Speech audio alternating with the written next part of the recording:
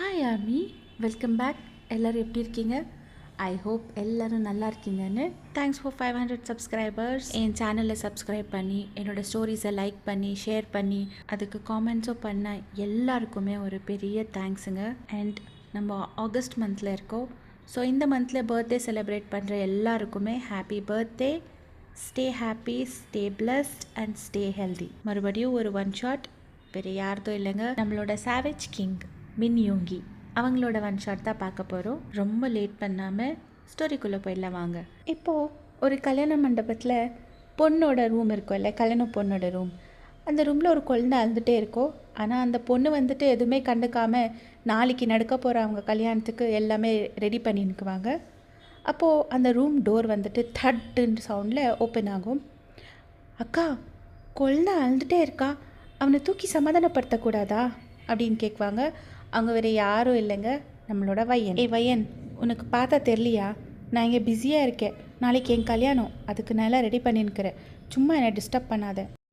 அக்கா, பாவாக்கா அந்த குழந்தை, நாளைக்கு தானேக்கா கல்யாணம், அந்த குழந்தை எதுக்காக அழுகுறானாவது தூக்கி பார்க்கலாம் இல்லை? அக்கா, அந்த குழந்தைக்கு பசி போல அக்கா அப்படின்னு சொல்வீங்க.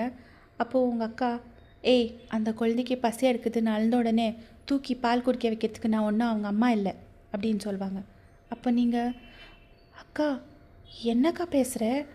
உனக்கு தெரியும் இல்லை, நாளைக்கு நீ கல்யாணம் பண்ணிக்க போகிறது யாருன்னு? அந்த குழந்தையோட அப்பா தாக்கா. அப்போது நீ அந்த குழந்தைக்கு அம்மா தானே அப்படின்னு சொல்வீங்க. அப்போது இதை பாரு, நான் ஒன்றும் இந்த குழந்தைய பார்த்துக்கிறதுக்காக கல்யாணம் பண்ணினில்லை, நான் என் லைஃப்பில் செட்டில் ஆகிறதுக்காக கல்யாணம் பண்ணின்னுக்கிறேன். உனக்கு அவ்வளோ கஷ்டமாக இருந்தால் நீயே தூக்கியே சமாதானப்படுத்தக்கூடாது அப்படின்னு சொல்லுவாங்க. அப்போது அக்கா, இன்னைக்கு நான் சமாதானப்படுத்திடுவேக்கா, ஆனால் நாளையிலேருந்து நீ தானே அந்த குழந்தை கூட இருக்க போகிற.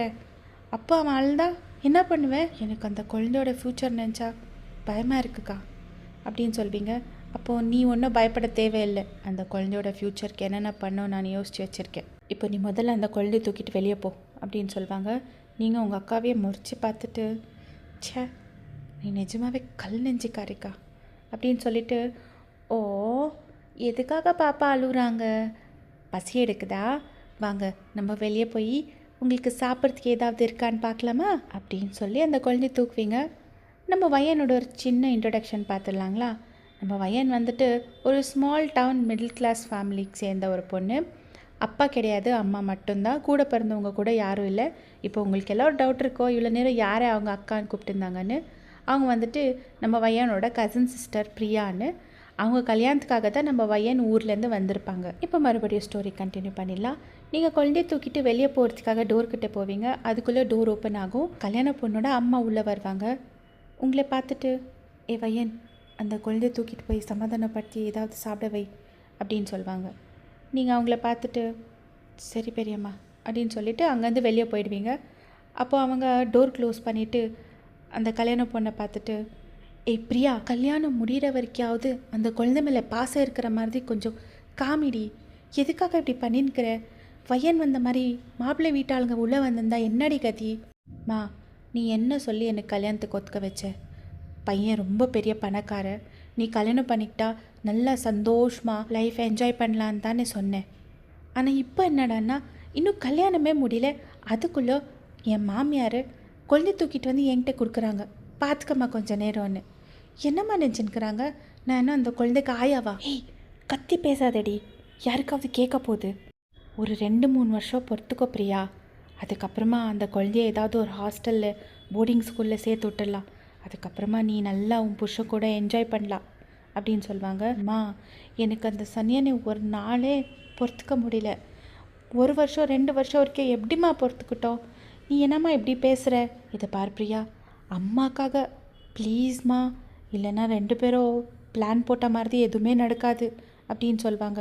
அப்போது சரி, ஏதோ பண்ணி தொலைக்கிற அப்படின்னு சொல்லுவாங்க. பட் இவங்க 2 பேருக்கும் தெரியாது, இவங்க 2 பேரும் பேசின ஃபுல் கான்வர்சேஷன் வெளியே ஒருத்தர் கேட்டுன்னுக்குவாங்கன்னு. அவங்க வேறு யாரும் இல்லை, நம்ம யூங்கியோட அம்மா தான். ஐயோ கடவுளே, நான் என் பிள்ளைக்கோ பேரனுக்கோ தப்பான ஒரு பொண்ணை செலக்ட் பண்ணிட்டேனே. இந்த பொண்ணு என் பேரனை என்ன பண்ண போகிறாளோ தெரியலையே. கல்யாணத்தை நிறுத்தக்கூட முடியாது, விடிஞ்சா கல்யாணம். கடவுளே, நான் என்ன பண்ணுவேன்? என் பிள்ளை இந்த கல்யாணம் வேணாம் வேணான்னு சொன்னான். நான் தான் அடம் பிடிச்சி அவனை ஒத்துக்க வச்சேன். இப்போ அதுக்கே அவன் என்கிட்ட சரியாக பேசினில்லை. இன்னும் இதெல்லாம் தெரிஞ்சிச்சின்னா அவன் என்னை வெறுத்துருவா. நான் என்ன பண்ணிட்டோம்? நீ தான் ஏதாவது ஒரு வழி காட்டு கடவுளே அப்படின்னு சொல்லிட்டு அவங்க அங்கேருந்து கிளம்புறதுக்காக திரும்புவாங்க.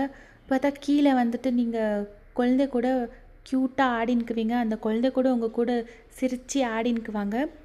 அதை பார்த்து அப்படியே ரசித்து நின்றுக்குவாங்க. இன்னொருத்தவங்க கூட அதை பார்த்து ரசிச்சுன்னுக்குவாங்க. அதாவது நீங்கள் குழந்தை கூட விளையாடிட்டு இருக்கிறத பார்த்து.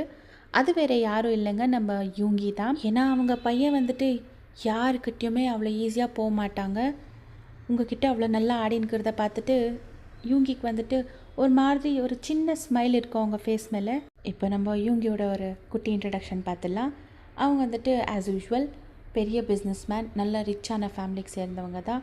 அவங்களுக்கு அப்பா கிடையாது, அம்மா மட்டும்தான். தம்பி ஒய்ஃபு நம்ம யூங்கியோட க்யூட்டான பையன் கெவின். யூங்கியோட wife Hannah. அவங்க கூட இல்லை, இறந்துட்டுக்குவாங்க.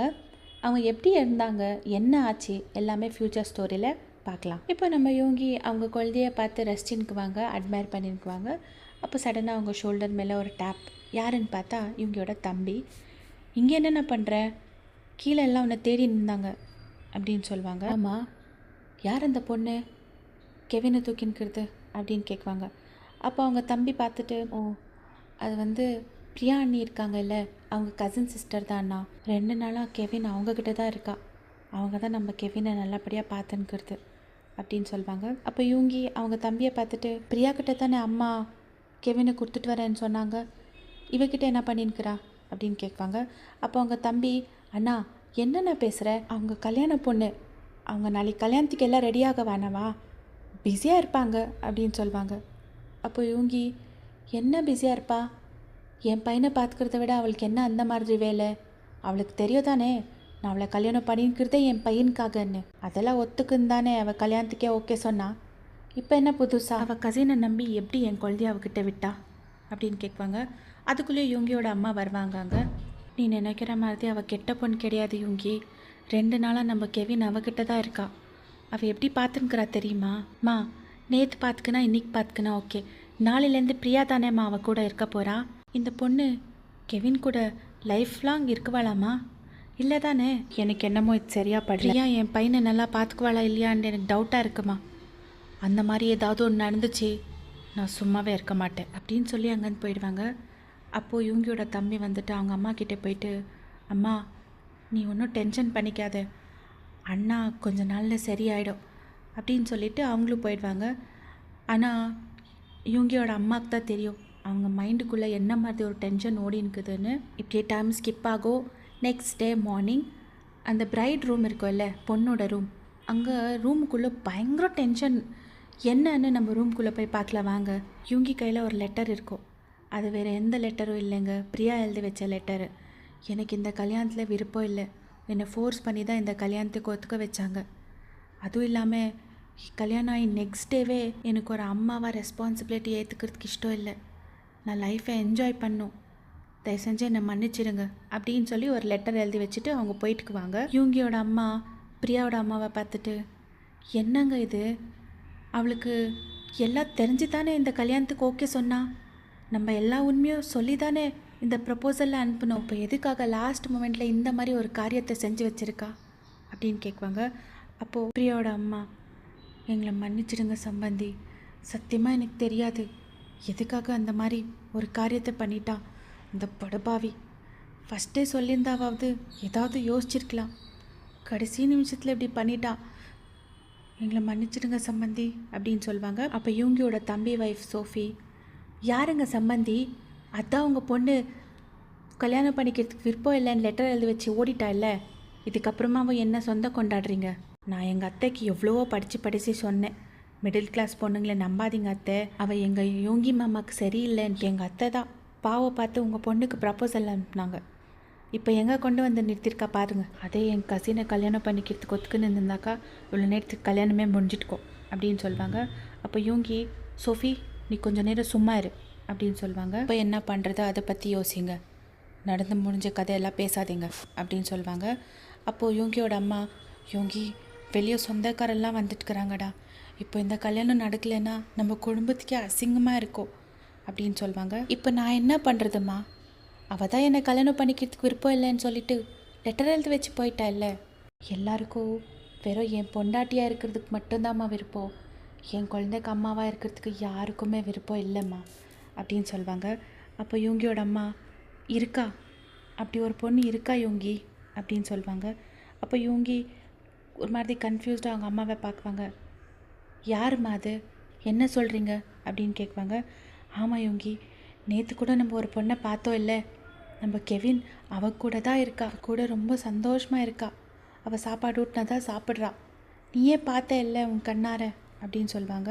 அப்போது யோங்கி வந்துட்டு, அம்மா 2 நாள் அவள் பார்த்துக்குனான்றதுக்காக அவளை நான் கல்யாணம் பண்ணிக்க முடியாதும்மா. நாளைக்கு அவ்வளோ இதே மாதிரி பண்ணிட்டு போக மாட்டான்னு என்ன கேரண்டி? அதுவும் இல்லாமல் அவள் ரொம்ப சின்ன பொண்ணாக வேறு இருக்காம்மா அப்படின்னு சொல்லுவாங்க. அப்போ சோஃபி சடனாக, ஆமாம் அத்தை, யுங்கி மாமா சொல்கிறது கரெக்ட் தான், அந்த பொண்ணு ரொம்ப சின்ன பொண்ணாக இருக்கா, அதுவும் இல்லாமல் இவங்க குடும்பத்துக்கு சேர்ந்த பொண்ணு தானே, நாளைக்கு அவ்வளோ அதே மாதிரி பண்ண மாட்டான்னு என்ன கேரண்டி? நான் வேணா என் கசின்கிட்ட பேசி பார்க்குறத்த, அவள் இப்போ கூட ரெடியாக இருக்கா இந்த கல்யாணம் பண்ணிக்கிறதுக்கு அப்படின்னு சொல்லுவாங்க. அப்போ யுங்கி, போதும் நிறுத்து சோஃபி, என்ன ஆளுக்கு இவ்வளோ கல்யாணம் பண்ணால் நல்லாயிருக்கும், அவ்வளோ கல்யாணம் பண்ணால் நல்லாயிருக்கும்னு உங்களுக்கு நீங்களே டிசைட் பண்ணியிருக்கிறீங்க. நான் கேட்டேனா, எனக்கு இப்போ கல்யாணம் வேணும்னு கேட்டேனா உங்கள் யாருக்கிட்டையாவது? இல்லை ஒரு தடவையாவது என் விருப்பத்தை கேட்டிங்களா? இல்லை, ஃபோர்ஸ் பண்ணி இந்த கல்யாணத்தை ஒத்துக்க வச்சிங்க. இப்போ என்னாச்சு? மரியாதை போகிறது ஒன்று தான் மிச்சம் அப்படின்னு கொஞ்சம் கத்தி பேசுவாங்க. சோஃபி கையில் இருந்த கெவின் வந்துட்டு நம்ம யூங்கி கத்துந்த பார்த்து பயந்து பயங்கரமாக அழுறதுக்கு ஸ்டார்ட் பண்ணிடுவாங்க. யாராலையும் சமாதானமே படுத்த முடியாது. அப்போ யூங்கி வந்துட்டு அவங்களை தூக்கிவாங்க சோஃபி கிட்டேருந்து. பட் அப்போ கூட அழுதுனே இருக்குவா கெவின். அப்போ சடனாக டோர் தட்டுன்னு ஓப்பன் ஆகும். ஏன் நம்ம கெவின் அழுகுறாங்க, என்ன வேணும் கெவினுக்கு அப்படின்னு சொல்லிகிட்டே உள்ளே வருவாங்க. பட் சடனாக ஷாக்கு நம்ம பையனுக்கு. ஏன்னா எல்லாருமே அங்கே தான் இருப்பாங்க, எல்லாருமே அவங்க டைரெக்ஷனில் தான் பார்த்துன்னுக்குவாங்க. ஆனால் கெவின் மட்டும் நம்ம வயனியை பார்த்து அவங்கக்கிட்ட போகிறேன்னு சொல்லிட்டு அழுவா ஜோரா. நீங்கள் யுங்கிக்கிட்ட போயிட்டு கெவினை தூக்கிட்டு, சாரி எனக்கு தெரியல நீங்கள்லாம் உள்ளே இருக்கீங்கன்னு, கெவின் அழுகிற சவுண்ட் கேட்டு தான் நான் உள்ளே வந்தேன், சாரிங்க அப்படின்னு சொல்லிவிட்டு நீங்கள் அங்கேருந்து வெளியே போயிடுவீங்க. ஆனால் ஒன்று எல்லோரும் அப்சர்வ் பண்ணியிருப்பாங்க, உங்ககிட்ட வந்த உடனே கெவின் வந்துட்டு அழுறதை ஸ்டாப் பண்ணியிருப்பான். உங்களை டைட்டாக ஹக் பண்ணி அவன் ஃபேஸை உங்கள் நெக்குக்குள்ளே ஸ்னகிள் பண்ணி வச்சுன்னு இருந்திருப்பா. யோங்கியோட அம்மா நீங்கள் போன டைரெக்ஷன்லேயே பார்த்துட்டு, பாத்தியா உன் பையனுக்கே தெரியுது அவனுக்கு அம்மாவாக இருக்கிறதுக்கு இவ தான் கரெக்டுன்னு, அவகிட்ட போன உடனே எப்படி சைலண்ட் ஆனா பாத்தியா? உனக்கு ஒய்ஃப் வேணான்னாலும் உன் பையனுக்கு அம்மா தேவை யோங்கி. 1 வருஷம் 2 வருஷம் நீ பார்த்துக்கலாம், அதுக்கப்புறமா அவன் அம்மா பாசத்துக்காக ஏங்குவான். அப்போ நீ என்ன பண்ணுவேன்? அப்போ உனக்கு இந்த மாதிரி பொண்ணு கிடைக்க மாட்டா யோங்கி அப்படின்னு சொல்லுவாங்க. அப்போ யோங்கி சைலண்ட்டாக லோரியே பார்த்து நின்றுக்குவாங்க. சரிம்மா, ஆனால் அந்த பொண்ணு ஒத்துக்கணும் இல்லை என்னை கல்யாணம் பண்ணிக்கிறதுக்கு. என்னோடய செல்ஃபிஷ்னஸ்க்காக அந்த பொண்ணு லைஃப்பை ஸ்பாயில் பண்ணுறதுக்கு எனக்கு இஷ்டம் இல்லைம்மா அப்படின்னு சொல்லுவாங்க. அப்போ யோங்கியோட அம்மா, நான் அந்த பொண்ணுக்கிட்ட பேசுகிறேன், அந்த பொண்ணு வேறு பொண்ணுங்க மாதிரியெல்லாம் இல்லை அப்படின்னு சொல்லுவாங்க. அதுக்குள்ளே பிரியாவோட அப்பா, அவகிட்ட வேணா நான் பேசுகிறேன், அவள் என் தம்பி பொண்ணு தான் அப்படின்னு சொல்லுவாங்க. அப்போ யூங்கியோட அம்மா, பரவாயில்லைங்க, நானே அவங்கக்கிட்ட டைரெக்டாக பேசிக்கிறேன் அப்படின்னு சொல்லிட்டு அங்கேருந்து கிளம்பி போவாங்க. அவங்க போய் நம்ம பையனோட அம்மா கிட்டே பேசியிருப்பாங்க. அவங்களும் நம்ம பையனோட விருப்பம் தான் அவங்களோட விருப்பம், பையன் ஓகே சொல்லிட்டா எனக்கு ஒன்றும் பிரச்சனை இல்லைன்ற மாதிரி சொல்லியிருப்பாங்க. இப்போ உங்ககிட்ட வருவாங்க யூங்கியோட அம்மா. நீங்கள் வந்துட்டு கெவினை தூங்க வைக்கிறதுக்கு ட்ரை பண்ணின்னுக்குவீங்க. அவங்களும் உங்கள் செஸ்ட் மேலே அவங்க ஃபேஸை வச்சு ஸ்னகிள் பண்ணின்னுக்குவாங்க. யூங்கியோட அம்மா உங்கள் பக்கத்தில் வந்து உட்காருவாங்க. நீங்கள் அவங்க டைரெக்ஷனில் பார்த்துட்டு, சாரி ஆண்டி, எனக்கு இப்போ தான் விஷயம் தெரிஞ்சிச்சு, எங்கள் அக்கா இந்த மாதிரி பண்ணியிருக்கக்கூடாதாயிடுச்சு, இப்போது கெவினோட அப்பா எப்படி இருக்காரு அப்படின்னு கேட்குவீங்க. அப்போது அவனுக்கு இந்த கல்யாணத்தில் விருப்பமே இருக்கல வையன், என்னோடய ஃபோர்ஸ்க்காக தான் அவன் ஒத்துக்கிட்டான், அவனுக்கு ஒன்றும் எஃபெக்ட் ஆகலை, இன்ஃபேக்ட் எனக்கு கூட இந்த கல்யாணத்தில் விருப்பம் இருக்கல, ஏன்னா அப்படின்னு சொல்லிட்டு அவங்க ரூமில் நடந்தது எல்லாமே, அவங்க கேட்டுக்கிறது எல்லாமே நம்ம வயன்கிட்ட சொல்லுவாங்க. அப்போது நீங்கள் என்ன மாதிரி மன்னிச்சிருங்க ஆண்டி, இவங்கெல்லாம் இந்த குழந்தைய பார்த்தா அவங்களுக்கு எல்லாம் அப்படி பேச தோணுச்சு சே அப்படின்னு சொல்வீங்க. அப்போ இவங்களோட அம்மா, பையன் எனக்கு ஒரு ஹெல்ப் பண்ணுறியா அப்படின்னு கேட்குவாங்க. சொல்லுங்கள் ஆண்டி, என்னால் முடிஞ்சதுன்னா நான் கண்டிப்பாக செய்கிறேன் அப்படின்னு சொல்வீங்க. நீ கெவினுக்கு அம்மாவாகிறியா அப்படின்னு கேட்பாங்க. உங்களுக்கு ஃபுல் ஷாக் ஆகிடும். ஆண்டி, நீங்கள் என்ன சொல்கிறீங்க? அம்மா, எனக்கு புரியல அப்படின்னு சொல்வீங்க. வையன், என் பையனை கல்யாணம் பண்ணிக்கோ வையன், ப்ளீஸ். உன்னால் மட்டும்தான் என் பையனையும் என் பேரனையும் நல்லபடியாக பார்த்துக்க முடியும். கெவின் 2 நாளாக உன்கிட்டயே இருக்கா. அவன் அம்மா போனதுலேருந்து அவன் யாருக்கிட்டே இப்படி போனதில்லை தெரியுமா? அவனுக்கு உன்கிட்ட அவன் அம்மா ஃபீல் கிடைக்குதுன்னு தெரியுது. உன்னை அவங்க அம்மா நினச்சின்னுக்கிறா வையன், ப்ளீஸ் வையன், கெவின்காகவாவது ஒத்துக்கோ வையன். மத்தியானம் தான் முகூர்த்த டைம், அதுக்குள்ளே யோசிச்சு நல்ல முடிவாக சொல்லு. ஆண்டி, கெவினோட அப்பா ஒத்துக்கணுமே ஆண்டி, இப்போ தான் அவருக்கு இந்த மாதிரி ஒரு இன்சிடெண்ட் நடந்திருக்கு அப்படின்னு சொல்வீங்க. யூங்கி ஓகே சொல்லிட்டா. உங்கள் அம்மா கிட்டே கூட நான் பேசிட்டேன், அவங்களும் உன்னோட விருப்பம் தான் அவங்களோட விருப்பம்னு சொல்லிட்டாங்க. சாயங்காலத்துக்குள்ளே யோசித்து ஒரு நல்ல முடிவாக சொல்லிடு வையன் அப்படின்னு சொல்லிவிட்டு உங்கள் ஹெட் மேலே டேப் பண்ணிவிட்டு அங்கேருந்து எந்திரிச்சு போயிடுவாங்க. நீங்கள் கெவினை பார்க்குவீங்க. அவங்க க்யூட்டாக உங்கள் செஸ்ட் மேலே அவங்க தலையை வச்சுட்டு தூங்கினுக்குவாங்க. அப்போது உங்கள் அம்மா வந்து உங்கள் பக்கத்தில் உட்காருவாங்க. நீங்கள் உங்கள் அம்மா டைரெக்ஷனில் பார்த்துட்டு, அம்மா, எனக்கு ரொம்ப கன்ஃபியூசிங்காக இருக்குமா, நான் என்ன பண்ணணும்? கல்யாணத்துக்கு ஒத்துக்கணுமா இல்லை வேணான்னு சொல்லிடணுமான்னு தெரியல, இந்த குழந்தைய பார்த்தா எனக்கு பாவமாக இருக்குது அப்படின்னு சொல்வீங்க. அப்போது உங்கள் அம்மா, இது பார் வையன், உன் மனசுக்கு என்ன தோணுதோ அதை நீ பண்ணு. நீ எந்த முடிவு எடுத்தாலும் அந்த முடிவில் நான் உன் கூட இருப்பேன். ஆனால் ஒரு விஷயம் மாத்திரம் சொல்லிக்கிறேன், ஒரு குழந்தைக்கு அப்பாவோ இல்லை அம்மாவோ 2 பேரில் யாரானா ஒருத்தர் இல்லைனாலோ அந்த கஷ்டம் என்னன்னு உன்னை விட நல்லா தெரிஞ்சவங்க யார் இருக்காங்க வையன்? உங்கள் அப்பா இல்லாமல் நீ எவ்வளோ கஷ்டப்பட்டேன்னு உனக்கு ஞாபகம் இருக்குல்ல, அதை மனசில் நினச்சிட்டு ஒரு நல்ல முடிவாக எடு அப்படின்னு சொல்லிவிட்டு உங்கள் அம்மாவும் அங்கேருந்து போயிடுவாங்க. நீங்கள், நான் கல்யாணம் பண்ணிக்கிறேன், கெவின்காகவாவது நான் பண்ணிக்கிறேன், நான் பட்ட கஷ்டம் இந்த குழந்தை படக்கூடாது அப்படின்னு சொல்லிவிட்டு அங்கேருந்து எந்திரிச்சு போயிட்டு கல்யாணத்துக்கு ஓகே சொல்லியிருப்பீங்க. சக்ஸஸ்ஃபுல்லாக கல்யாணமும் முடிஞ்சிருக்கோம். ஒரு சோகமான விஷயம் என்னென்னா, கல்யாணம் முடிஞ்ச உடனே யோகி அங்கத்துலேருந்து கிளம்பிட்டுக்குவாங்க. உங்களுக்கு அவங்கக்கிட்டேருந்து எந்த எக்ஸ்பெக்டேஷன்ஸும் இல்லை, பட் லைட்டாக ஹர்ட் ஆகிருக்கும். நீங்கள் உங்கள் அம்மாவுக்கு எல்லாம் சொல்லிவிட்டு உங்கள் மாமியார் கூட இப்போ கிளம்பின்னுக்குவீங்க. யோகி தம்பி காரில் தான் நீங்கள் போயின்னுக்குவீங்க. கெவின் உங்ககிட்டயே ஒட்டினே இருக்குவா. இப்போ நீங்கள் காரில் இருக்கீங்க, கெவின் தூங்கினுக்குவா, நீங்கள் விண்டோலேருந்து வெளியே பார்த்துன்னுக்குவீங்க. அப்போ உங்கள் மாமியார் உங்கள் கையை பிடிச்சிட்டு, என்ன யோசிச்சுன்னுக்கிற வையன் அப்படின்னு கேட்பாங்க. அது ஒன்றும் இல்லை ஆண்டி, அக்கா கல்யாணத்துக்குன்னு வந்தேன், கடைசியில் எனக்கே கல்யாணம் ஆகிடும்னு நான் நினச்சி கூட பார்க்கல. இப்போ யாருமே தெரியாத ஒரு ஃபேமிலிக்கு நான் போகிறேன், அதை நினச்சா கொஞ்சம் நர்வஸாக இருக்குது அப்படின்னு சொல்வீங்க. நீ ஒன்றும் பயப்படாத வையன், உன் கூட நான் இருக்கேன். என் பையனையோ பேரனையோ பார்த்துக்கிறதுக்கு உன்னை விட நல்ல பொண்ணு கிடைக்கவே மாட்டான்னு அப்படின்னு சொல்லுவாங்க. நீங்களும் ஸ்மைல் பண்ணுவீங்க. இப்படியே டைம் ஸ்கிப் ஆகும், வீட்டுக்கு ரீச் ஆவீங்க. வீட்டுள்ள என்ட்ரு ஆகும் போதே யூங்கி சோஃபா மேலே உக்காந்து நிற்குவாங்க, ஃபுல் கோல்டு ஃபேஸோட. அப்போது உங்கள் மாமியார், யூங்கி, எதுக்காகடா கல்யாண மண்டபத்துலேருந்து அவ்வளோ அவசரமாக வந்தேன், இப்படி சோஃபா மேலே வந்து உக்காரத்துக்கா அப்படின்னு கேட்குவாங்க. அப்போ யூங்கி, இதை பாருமா, கல்யாணம் பண்ணிக்க சொன்னேன், கல்யாணம் பண்ணிக்கிட்டேன், இதுக்கு மேலே அவளை பொண்டாட்டி மாதிரி நடத்து, அவளை அங்கே கூட்டிகிட்டு போ, இங்கே கூட்டிகிட்டு போவாத, இது பண்ணு, இது பண்ணாத, இதெல்லாம் என்கிட்ட தயவு செஞ்சு சொல்லாதீங்க, என்கிட்டேருந்து எதுவுமே எக்ஸ்பெக்ட் பண்ணாதீங்க. இன்னொரு விஷயம், அவள் என் ரூம்குள்ளே வரக்கூடாது, அதை சொல்ல தான் நான் இங்கே வெயிட் பண்ணிகிட்டு இருந்தேன் அப்படின்வாங்க. அப்போது உங்கள் மாமியார், ஏய் என்னடா பேசுகிற, அவன் உன் பொண்டாட்டி, உன் ரூம்குள்ளே வரக்கூடாதுன்னா அவள் வேறு எங்கே போய் தங்குவா அப்படின்னு சொல்லுவாங்க. அப்போது இதை பாருமா, ஜஸ்ட் இப்போ தான் சொல்லியிருக்கேன், அவள் என் பொண்டாட்டி, அது பண்ணு இது பண்ணாதுன்னு தயவு செஞ்சு எதுவுமே சொல்லாதீங்க என்கிட்டேன்னு. என் ரூம்குள்ளவாகட்டும் என் மனசுக்குள்ளவாகட்டும் என் ஹேனவை தவிர வேறு யாருமே வர முடியாது, வரவும் நான் விட மாட்டேன் அப்படின்னு சொல்லிட்டு உங்களே ஒரு மாதிரி முறைச்சி பார்த்து சொல்லுவாங்க. நீங்கள் கெவினை தூக்கினுக்குவீங்க. நீங்கள் வந்துட்டு கெவினை டைட்டாக ஹக் பண்ணுவீங்க. ஏன்னா அவங்க முறைக்கிறத பார்த்து உங்களுக்கு ஒரு மாதிரி உடம்பெல்லாம் ஷிவர் ஆகும். உங்கள் மாமியார் மறுபடியும் ஏதோ சொல்ல போவாங்க. அப்போ நீங்கள் அவங்க கையை பிடிச்சிட்டு, பரவாயில்ல ஆண்டி, இவ்வளோ பெரிய வீட்டில் நான் தங்குறதுக்கு ஒரு செப்பரேட் ரூம் இல்லையா, நான் அங்கே தங்கிக்கிறேன், நான் இங்கே கெவினுக்கு அம்மாவாக தான் வந்திருக்கேன், எனக்கும் கொஞ்சம் டைம் வேணும், அவங்க ரூம்குள்ளே போகிறதுக்கு நானும் இன்னும் ரெடியாக இல்லை ஆண்டி அப்படின்னு சொல்வீங்க. அப்போது உங்கள் மாமியார், இதை பார்வையன், ஃபஸ்ட்டு நீ என்ன ஆண்டின்னு கூப்பிட்றத நிறுத்திட்டு அத்தைன்னு கூப்பிடு. அவன் உன்னை பொண்டாட்டியா ஏற்றுக்குனா என்ன, ஏற்றுக்கலனா என்ன, நீ என் மருமக, இந்த வீட்டோட பெரிய மருமக, புரியுதா அப்படின்னு சொல்லுவாங்க. நீங்களும் ஹெட் நாட் பண்ணுவீங்க. அவளை கூட்டிகிட்டு போய் கெவின் ரூமை காட்டு, அவள் கெவின் கூட அங்கேயே தங்கட்டும், நான் அவளோட திங்ஸு மேட்கிட்ட கொடுத்து அனுப்புகிறேன் அப்படின்னு சொல்லுவாங்க. அப்போ சோஃபி சரிங்க அத்தை அப்படின்னு சொல்லிட்டு ஒரு மாதிரி இன்ட்ரெஸ்டே இல்லாத மாதிரி உங்களை கூட்டிகிட்டு போவாங்க.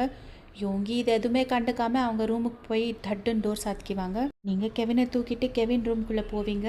ரூமை ஃபுல்லாக சுற்றி பார்த்துக்குவீங்க. அப்போ சோஃபி வந்துட்டு ஒரு மாதிரி டாண்ட் பண்ணுற மாதிரி, என்ன அப்படி பார்க்குற, தப்பி தவறி கூட எந்த பொருள் மேலேயும் நீ கை வச்சிடாத, ஏன்னா இந்த ரூமில் இருக்கிற ஒவ்வொரு டிசைனும் ஒவ்வொரு பொருளும் ஹேனாக்கா பார்த்து பார்த்து வாங்கி செஞ்சிருந்து. அப்படி நீ கையை வச்சிருந்து ஏதாவது யோங்கி மாமாவுக்கு தெரிஞ்சது, நெக்ஸ்ட் டேவே இந்த வீட்டிலேருந்து வெளியே இருக்குவேன் அப்படின்னு சொல்லுவாங்க. அப்போ நீங்கள் இதை பாருங்கள், போன இடத்துலலாம் கம்ஃபர்ட் ஜோன் தேடக்கூடாது, எந்த இடத்துலையும் அட்ஜஸ்ட் பண்ணி இருக்கிறத கற்றுக்கணும்னு சொல்லி எங்கள் அம்மா அடிக்கடி சொல்லுவாங்க. நீங்கள் ஒன்றும் கவலைப்படாதீங்க, நான் எதுவுமே டச் பண்ண மாட்டேன், ஏன்னா எப்படி இருந்தாலும் அட்ஜஸ்ட் பண்ணி வாழ்கிற பழக்கம் எனக்கு இருக்குது. எல்லாரும் உங்களை மாதிரியே நினச்சிடாதீங்க, சரிங்களா? Anyways thank you very much Sophie, உங்களோட ஃப்ரீ அட்வைஸ்க்கோ எனக்கு ரூம் காட்டுறதுக்கோ. நீங்கள் இப்போ உங்கள் ரூமுக்கு போகலாம் அப்படின்னு நீங்கள் சொல்வீங்க. அப்போது சோஃபிக்கு பயங்கரமாக கோவம் வந்துடும். அவங்க அங்கேருந்து ஃபாஸ்ட்டாக கிளம்பிடுவாங்க. நீங்கள் கெவின் அவன் பெட் மேலே படுக்க வச்சுட்டு அவன் ஹெட்டை கேர்ஸ் பண்ணிவிட்டு ஃபோர்ஹெட் மேலே கிஸ் பண்ணிவிட்டு, நேற்று இவ்வளோ நேரத்துக்கு நான் உனக்கு சித்தி முறையில் இருந்தேன், இன்றைக்கி அப்போவே அம்மாவாக இருக்கேன், என்னால் நம்பவே முடியல. கடவுளே, இந்த குழந்தைய நல்லபடியாக பார்த்துக்கணும், இந்த குழந்தைய ஒரு நல்ல பையனாக வளர்க்குறதுக்கு எனக்கு நீங்கள் தான் ஸ்ட்ரென்த்து கொடுக்கணும் அப்படின்னு சொல்லிவிட்டு ஃப்ரெஷ்அப் ஆகிறதுக்காக எழுந்திருக்குவீங்க. அதுக்குள்ளே உங்கள் மாமியார் உள்ளே வருவாங்க. உள்ளே வந்துட்டு மேட்ஸுங்க கூட வருவாங்க. உங்கள் திங்ஸ் எல்லாம் எடுத்துகிட்டு உங்கள் திங்ஸ் எல்லாம் மேட்ஸுங்க வச்சுட்டு கிளம்பிட்டுக்குவாங்க. இப்போ உங்கள் மாமியார் உங்கள் கையை பிடிச்சிட்டு, பையன் கீழே என் பையன் பேசுறது தப்பாக எடுத்துக்காத, அவன் அந்த மாதிரி கிடையவே கிடையாது, அவனுக்கு பதிலாக நான் உங்ககிட்ட சாரி கேட்குறேன் அப்படின்னு சொல்லுவாங்க. அப்போ நீங்கள், ஐயோ அத்தை, நீங்கள் எதுக்காக சாரி கேட்குறீங்க, நானும் அவர்கிட்டேருந்து எந்த எக்ஸ்பெக்டேஷன்ஸும் எதிர்பார்க்கல அத்தை, அதனால தான் எனக்கு ஒன்றும் ஹர்ட் ஆகலை. எனக்கும் புரியுது, எனக்கு எப்படி சடனாக கல்யாணம் ஆனப்போ எப்படி ஷாக்காக இருந்துச்சோ அவங்களுக்கும் அப்படியே தான் இருக்கும். அவங்க ஒய்ஃபோட பிளேஸை திடீர்னு இன்னொரு பொண்ணு கூடனா யாராலையும் முடியாது. இன்ஃபேக்ட் அவரோட பிளேஸில் நான் இருந்தால் கூட இப்படி தான் ரியாக்ட் பண்ணியிருப்பேன். உங்களுக்கு ஒரு விஷயம் சொல்லிட்டா, அவங்க என்னை லைஃப் லாங் ஒய்ஃபாக ஏற்றுக்கலனாலும் பரவாயில்ல, நான் கெவினோட அம்மாவாகவே இருந்துட்டு போயிடுறேன். நீங்கள் கேட்ட உடனே நான் கல்யாணத்துக்கு ஒத்துக்கிட்டேன், அதே மாதிரி நான் உங்ககிட்ட ஒன்று கேட்கலாமா அப்படின்வீங்க. அப்போ உங்கள் மாமியார், என்ன கேளுமா அப்படின்வாங்க. அத்தை, அவர்கிட்ட எப்போவுமே என்னை ஒய்ஃபாக ஏற்றுக்கோன்னு ஃபோர்ஸ் பண்ணாதீங்க, அவருக்கு கொஞ்சம் டைம் கொடுங்க அத்தை அப்படின்னு சொல்வீங்க. அப்போ உங்கள் மாமியார் உங்கள் சீக்ஸ் மேலே கை வச்சுட்டு, உனக்கு இருக்கிற நல்ல மனசுக்கு எல்லாம் நல்லபடியாக நடக்கும், வேணா பாரு, என் பிள்ளை உன்னை கூடிய சீக்கிரம் ஒய்ஃபாக ஏற்றுக்குவா அப்படின்னு சொல்லிட்டு, சரி நீ ஃப்ரெஷ்அப் ஆகிட்டு படுத்து ரெஸ்ட் எடு, ரொம்ப டயர்டாக இருக்கேன் அப்படின்னு சொல்லிட்டு அங்கேருந்து கிளம்பிடுவாங்க. இதே டைம் ஸ்கிப்பாக இருக்கும். ஆல்மோஸ்ட் உங்கள் கல்யாணம் முடிஞ்சு 1 வீக் ஆகிருக்கோம். இவங்க வந்துட்டு உங்கள் பற்றி கேரே பண்ணியிருக்க மாட்டாங்க, நீங்கள் எப்படி இருக்கிறீங்க எங்கே இருக்கிறீங்க ஒன்றுமே இல்லை. சோஃபி வந்துட்டு டாண்ட் பண்ணி பேசுகிறது, நீங்கள் அவங்களுக்கு அதுக்கு பேக் ஆன்சர் கொடுக்குறது அப்படியே போயிட்டு இருக்கோம். இதில் உங்கள் மாமியார், யூங்கியோட தம்பி, அப்புறமா அந்த வீட்டில் இருக்கிற மேட்ஸ் எல்லாம் உங்ககிட்ட ரொம்ப ஸ்வீட்டாக பிஹேவ் பண்ணியிருக்குவாங்க. கெவின் உங்ககிட்டயே ஒட்டுன்னு இருக்குவா, யாருக்கிட்டேயோ போயிருந்துருக்க மாட்டான். இன்றைக்கி குக் பண்ணுற மேடுக்கு வந்துட்டு உடம்பு சரியில்லைன்னு சொல்லிட்டு நீங்கள் குக் பண்ணியிருப்பீங்க பிரேக்ஃபாஸ்ட்டு. எல்லோரும் டைனிங் டேபிளில் பிரேக்ஃபாஸ்ட் சாப்பிட்டுன்னுக்குவாங்க. யூங்கியும் வருவாங்க. அப்போ யூங்கியோட தம்பி, அண்ணா இன்றைக்கி பிரேக்ஃபாஸ்ட் செம்மையாக இருக்குது, இன்றைக்கி பிரேக்ஃபாஸ்ட் யார் தெரியுமா குக் பண்ணுது, அண்ணி தான் அப்படின்னு சொல்லுவாங்க. நீங்கள் ஸ்மைல் பண்ணிவிட்டு யூங்கியோட தம்பியை பார்த்துன்னுக்குவீங்க. யூங்கி உங்கள் டைரெக்ஷன்லேயே பார்த்துட்டு உக்காருவாங்க சாப்பிட்றதுக்காக. நீங்கள் கெவினை தூக்கினே இருக்குவீங்க. அப்போ கூட அவன் வந்துட்டு அவனோட பேபி லாங்குவேஜில் பேசிட்டு உங்கள் ட்ரெஸ்ஸோட பட்டன்ஸில் விளையாடின்னுக்குவா. அப்போ நீங்கள் ஒரே கையில் தான் சர்வ் பண்ண போவீங்க. அப்போ யூங்கி அவங்களோட கையை காமிச்சு ஸ்டாப் பண்ணிவிட்டு, நானே சர்வ் பண்ணிக்கிறேன் அப்படின்னு சொல்லிவிட்டு உங்கள் ஃபேஸ் கூட பார்க்காம சொல்லியிருப்பாங்க. உங்களுக்கு கொஞ்சம் ஹர்ட் ஆகிருக்கும் அவங்க பிஹேவியர். அவங்க ஒரே ஒரு ஸ்பூன் தான் சாப்பிட்ருப்பாங்க. சடனாக ஸ்டாப் பண்ணிவிட்டு உங்களே பார்க்குவாங்க. பார்த்துட்டு எந்திரிக்குவாங்க, எனக்கு பிரேக்ஃபாஸ்ட் வேணாம் அப்படின்னு சொல்லிட்டு. அப்போ நீங்கள், ஏங்க எதுக்கு, நல்லா இல்லையா, இல்லை உங்களுக்கு இது பிடிக்கலன்னா வேறு ஏதாவது செஞ்சு தரவா அப்படின்னு கேட்குவீங்க. அப்போ யூங்கி, இதை பாரு, பிரேக்ஃபாஸ்ட் வேணான்னா வேணாம், ஒய்ஃப் மாதிரி நடந்துக்கிறதுக்கு ட்ரை பண்ணாத, புரியுதா? நீ கெவினை பார்த்துக்கிற வேலை எவ்வளோக்குதோ அவ்வளோ செய். இன்னொரு தடவை கிச்சன் பக்கம் வந்து பிரேக்ஃபாஸ்ட் செய்கிறேன் அது செய்கிறேன்னு சொன்னால் நான் மனுஷனாகவே இருக்க மாட்டேன் அப்படின்னு சொல்லிட்டு அங்கேருந்து கிளம்பிடுவாங்க. உங்கள் கண்ணில் ஃபுல்லாக டியர்ஸ் ஃபார்ம் ஆகிட்கோ. நீங்கள் யோங்கி போன டைரெக்ஷன்லேயே பார்த்துன்னுக்குவீங்க. உங்கள் மாமியார் அப்புறமா அங்கே இருக்கிற மேட்ஸுங்கோ யோங்கி தம்பி எல்லாமே உங்களே ஒரு மாதிரி பாவமாக பார்த்துன்னுக்குவாங்க. ஆனால் சோஃபி மட்டும் ஒரு மாதிரி ஸ்மர்க் பண்ணி பார்த்துன்னுக்குவாங்க. நீங்கள் அவங்க பக்கம் பார்க்குவீங்க, எல்லோரும் உங்களே பார்க்குறத பார்த்துட்டு உங்களுக்கு ஒரு மாதிரி ஃபீல் ஆகிடும். ஏன்னா கண்ணில் வேறு டியர்ஸ் இருக்கும். அத்தை நான் கெவினுக்கு பிரேக்ஃபாஸ்ட் ஊட்டிடுறேன் அப்படின்னு சொல்லிட்டு அங்கேருந்து எவ்வளோ சீக்கிரமாக முடியுமோ அவ்வளோ சீக்கிரமாக கிச்சனுக்குள்ளே போயிட்டுக்குவீங்க. அப்போ யோங்கியோட தம்பி, என்னம்மாச்சு இந்த அண்ணாக்கு பிரேக்ஃபாஸ்ட் ரொம்ப டேஸ்ட்டாக இருந்தது, எதுக்காக அண்ணா இப்படி ரியாக்ட் பண்ணிச்சு அப்படின்னு கேட்குவாங்க. அப்போ உங்கள் மாமியார், எனக்கும் தெரியலடா, அவள் ரொம்ப ரூடாக பிஹேவ் பண்ணுறா வயன்கிட்ட. பாவடா, அவள் ஆசையாக பிரேக்ஃபாஸ்ட் செஞ்சு அவன் என்ன சொல்கிறானோன்னு அவன்கிட்டயே நின்று காத்துட்டு இருந்தா. அட்லீஸ்ட் அப்ரிஷியேட் பண்ணலனாலும் பரவாயில்ல, சாப்பிட்டுட்டு வாயை மூடிட்டு போயிருந்துருக்கலாம் இல்லை அவன் அப்படின்னு சொல்லுவாங்க. அப்போ யோங்கியோட தம்பி, விடுமா, அண்ணாக்கு ஆஃபீஸ் டென்ஷன் ஏதாவது இருந்திருக்கோ, சரி நான் ஆஃபீஸ் கிளம்புறேன், அண்ணா போன கோவத்தில் நான் ஏதாவது லேட்டாக போனால் அவ்வளோதான் இன்னைக்கு அப்படின்னு சொல்லிட்டு அவங்களும் கிளம்பிடுவாங்க. இன்னொரு பக்கம் நம்ம யோங்கி அவங்க ஆஃபீஸும் ரீச் ஆகிட்டுக்குவாங்க. அவங்க கேபினில் உக்காந்துட்டு அவங்க டேபிள் மேலே ஹேனாது பிக்சர் இருக்கும்.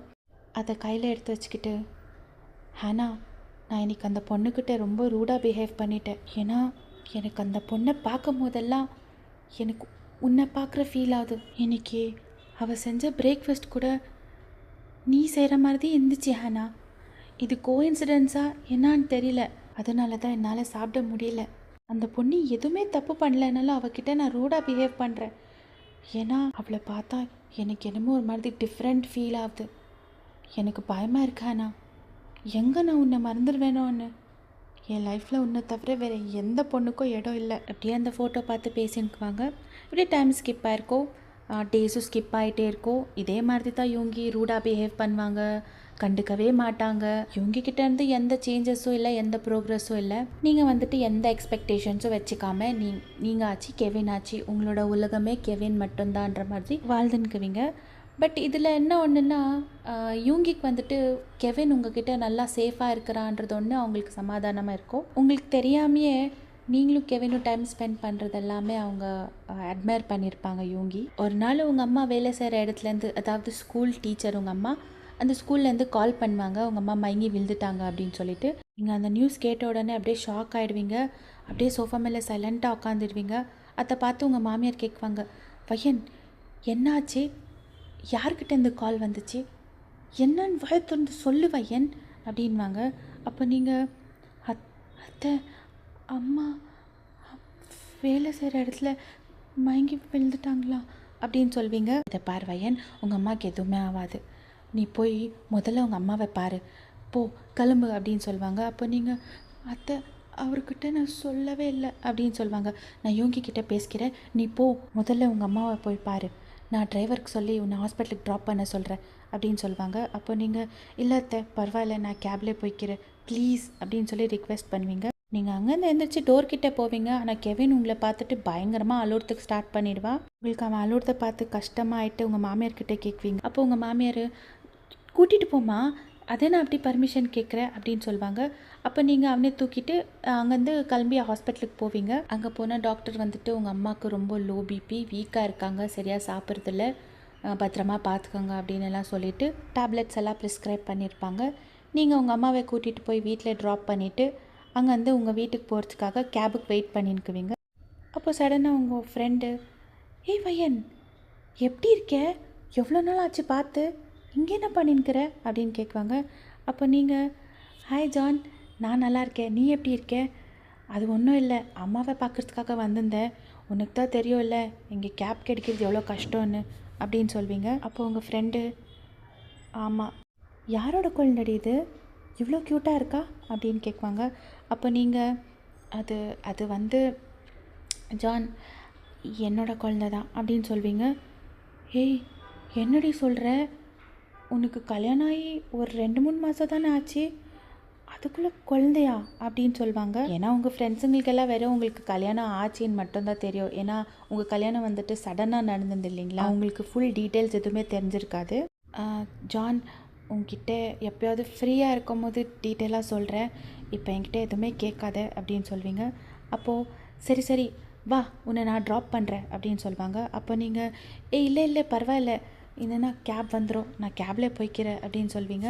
அப்போ ஜான் என்ன விளாட்றியா, அப்போவே லேட் ஆயிடுச்சு, இவ்வளோ நேரத்துக்கு மேலே கேப் கிடைக்கிறது ரொம்ப கஷ்டம், குழந்தை வேற தூக்கின்னுக்கிற, வாவையன் நான் ட்ராப் பண்ணுறேன் அப்படின்னு சொல்லுவாங்க. நீங்களும் வேறு வழி இல்லாமல் ஓகே சொல்லிடுவீங்க. ஏன்னா ஆல்ரெடி லேட் ஆகிட்கோ, இவங்கேயும் வீட்டுக்கு வந்துட்டுக்குவாங்கன்ற ஒரு பயம், குழந்தை வேற தூக்கின்னு வந்துக்கிறீங்கன்ற ஒரு பயம், அதனால் நீங்களும் ஓகே சொல்லிடுவீங்க. உங்கள் ஃப்ரெண்டு உங்கள் வீட்டு கேட் கிட்டே ட்ராப் பண்ணிவிட்டு, ஓம்மா எவ்வளோ பெரிய வீடு, பரவாயில்லையே, உங்கள் ஹஸ்பண்ட் பெரிய பணக்காரர் போல் அப்படின்னு சொல்லுவாங்க. அப்போ நீங்கள் ஸ்மைல் பண்ணிவிட்டு, மின் கார்பரேஷன் தெரியும்ல, அதோட எம்டி அப்படின்னு சொல்வீங்க. சரி சரி உள்ளே வா அப்படின்னு கூப்பிடுவீங்க. அப்போ உங்கள் ஃப்ரெண்டு, இல்லை வையன் ஏற்கனவே லேட் ஆகிடுச்சி, நெக்ஸ்ட் டைம் வர, அதான் உங்கள் வீட்டு தெரிஞ்சிச்சில்ல அப்படின்னு சொல்லிவிட்டு அவங்க அங்கேருந்து கிளம்பிடுவாங்க. பட் உங்களுக்கு ஒரு விஷயம் தெரியலங்க, மேலே யூங்கி அவங்க ரூமோட பால்கனியில் நின்றுட்டு உங்களையே முறைச்சி பார்த்துன்னுக்குவாங்க. நீங்கள் உங்கள் ஃப்ரெண்டுக்கிட்ட ஸ்மைல் பண்ணி பேசுறது அவங்களுக்கு பிடிக்கல, ஏன்னு அவங்களுக்கு தெரியல, பட் நம்மளுக்கு தெரியும் அவங்களுக்கு ஜெலஸ் ஆகின்கோ. நீங்கள் உள்ளே என்ட்ராவீங்க, என்ட்ராந்தோ நில்லு அப்படின்னு சொல்லி ஒரு வாய்ஸு. யாருன்னு பார்த்தா உங்கள் ஹஸ்பண்ட் யோங்கி தான். அவங்க ஃபுல் கோவமாக அவங்க ஃபேஸ் எல்லாம் ரெட்டாகிட்கோ, உங்களே முறைச்சி பார்த்துன்னுக்குவாங்க. எங்கே போயிட்டு வர அப்படின்னு கேட்குவாங்க. அப்போ நீங்கள் அது வந்து அப்படின்னு சொல்கிறதுக்கு வருவீங்க. வீட்டுக்கு வர டைம் ஆகுது, நீ எங்கே வேணுமா இருந்தாலும் போயிட்டு எவ்வளோ நேரத்துக்கு வேணுமா இருந்தாலும் வா, உன் கூட எதுக்கு என் பையனை கூட்டிகிட்டு போனேன் அப்படின்னு கேட்குவாங்க. அப்போ நீங்கள் அவன் அழுந்துட்டு இருந்தால் எங்கே வேணுமா இருந்தாலும் தூக்கிட்டு போயிடுவியா, என் பர்மிஷன் கேட்டியா அவனை வெளியே தூக்கிட்டு போகிறதுக்கு முன்னாடி அப்படின்னு கேட்குவாங்க. அப்போ நீங்கள் எங்கள் அத்தைக்கிட்ட கேட்டால் அவங்கக்கிட்ட கேட்டெல்லாம் இல்லை, என்கிட்ட நீ கேட்டியா, அவன் ஏன் பையன், அதை எப்படி நீ என் பர்மிஷன் இல்லாத அவனை தூக்கிட்டு போனேன் அப்படின்வாங்க. அப்போ நீங்கள் அவன் எனக்கோ பையன்தான் அப்படின்னு சொல்வீங்க. நைஸ் ஜோக், நீ இந்த ட்ராமா பண்ணி என் வீட்டில் இருக்கிறவங்கள வேணால் அட்ராக்ட் பண்ணியிருக்கலாம், ஆனால் என்ன அட்ராக்ட் பண்ண முடியாது. அதுக்குள்ளே உங்கள் மாமியார் ஏதோ சொல்ல வருவாங்க. அப்போ யோங்கி அவங்க கை காமிச்சிட்டு, மா ப்ளீஸ், இது எனக்கோ அவளுக்கோ இருக்கிற பிரச்சனை, நீ நடுவில் வராத, நான் பேசிக்கிறேன் அப்படின்னு சொல்லுவாங்க. அப்போ உங்கள் மாமியார் சைலண்ட் ஆகிடுவாங்க. உங்கள் கண்ணில் அப்படியே டியர்ஸ் ஃபார்ம் ஆகிட்கோ. டியர்ஸ் ஃபார்ம் ஆகிறதுல நீங்கள் அழுறதுக்கே ஸ்டார்ட் பண்ணிட்டுக்குவீங்க. ஏன்னா அவங்களோட வேர்ட்ஸ் வந்துட்டு அவ்வளோ ரூடாக இருக்கோ. இப்போ உன்னை ட்ராப் பண்ணிட்டு போனானே, யார் அவ்வளோ சிரித்து பேசிகிட்டு இருந்த, இதை பார், நீ எவன் கூட வேணுமா இருந்தாலும் போ, என்ன வேணுமா இருந்தாலும் பண்ணுறி, எனக்கு அதை பற்றியெல்லாம் கவலையே இல்லை. ஏன்னா எனக்கு தெரியும் நீ என்னை கல்யாணம் பண்ணிக்கிட்ட என்கிட்ட இருக்கிற காசை பார்த்து, என் ஃபேமை பார்த்து. உங்கள் மாதிரி பொண்ணுங்க பற்றியெல்லாம் எனக்கு நல்லா தெரியும். இன்னொரு விஷயம், என் குழந்தைய மட்டும் நீ இந்த மாதிரி கேவலமான வேலை செய்யும் போது தூக்கிட்டு போனேன், நான் மனுஷனாகவே இருக்க மாட்டேன். சொல்லி கம்ப்ளீட் பண்ணுறதுக்குள்ளேயும் நீங்கள், மிஸ்டர் யோங்கி நிறுத்துங்க போதும், இவ்வளோ நாள் நான் பொறுத்துட்டு இருந்தேன், என் கேரக்டர் பற்றி நீங்கள் பேசுனீங்கன்னா நான் சும்மாவே இருக்க மாட்டேன். ஒரு விஷயத்தை பற்றி முழுசாக தெரிஞ்சுக்காம ஒருத்தவங்களை ஜட்ஜ் பண்ணுறது ரொம்ப தப்புன்னு தெரியல, நீங்கள்லாம் ஒரு கம்பெனி எம்டி அப்படின்வீங்க. அப்போ இவங்க என்னமோ சொல்ல வராங்க. அப்போ நீங்கள் கை காமிச்சிட்டு, போதும் இவ்வளோ நேரம் நீங்கள் பேசுனீங்கல்ல, இப்போ என்ன பேச விடுங்க.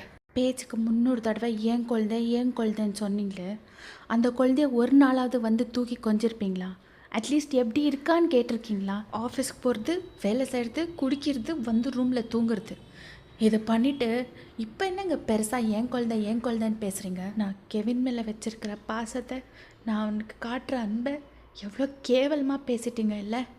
ச்சே, உங்களை காசுக்காக கல்யாணம் பண்ணிக்கிட்டேனா, உங்கள் ஃபேமுக்காக கல்யாணம் பண்ணிக்கிட்டேனா, நீங்கள் யாருன்னு எனக்கு தெரியாதுங்க. கல்யாணத்துக்கு முன்னாடி நான் உங்களை கல்யாணம் பண்ணிக்கிட்டேன் இதோ இந்த குழந்தைக்காக தான். எங்கள் மாதிரி பொண்ணுங்க பற்றி உங்களுக்கு என்னங்க தெரியும், எல்லாம் தெரியும்னு சொன்னீங்க.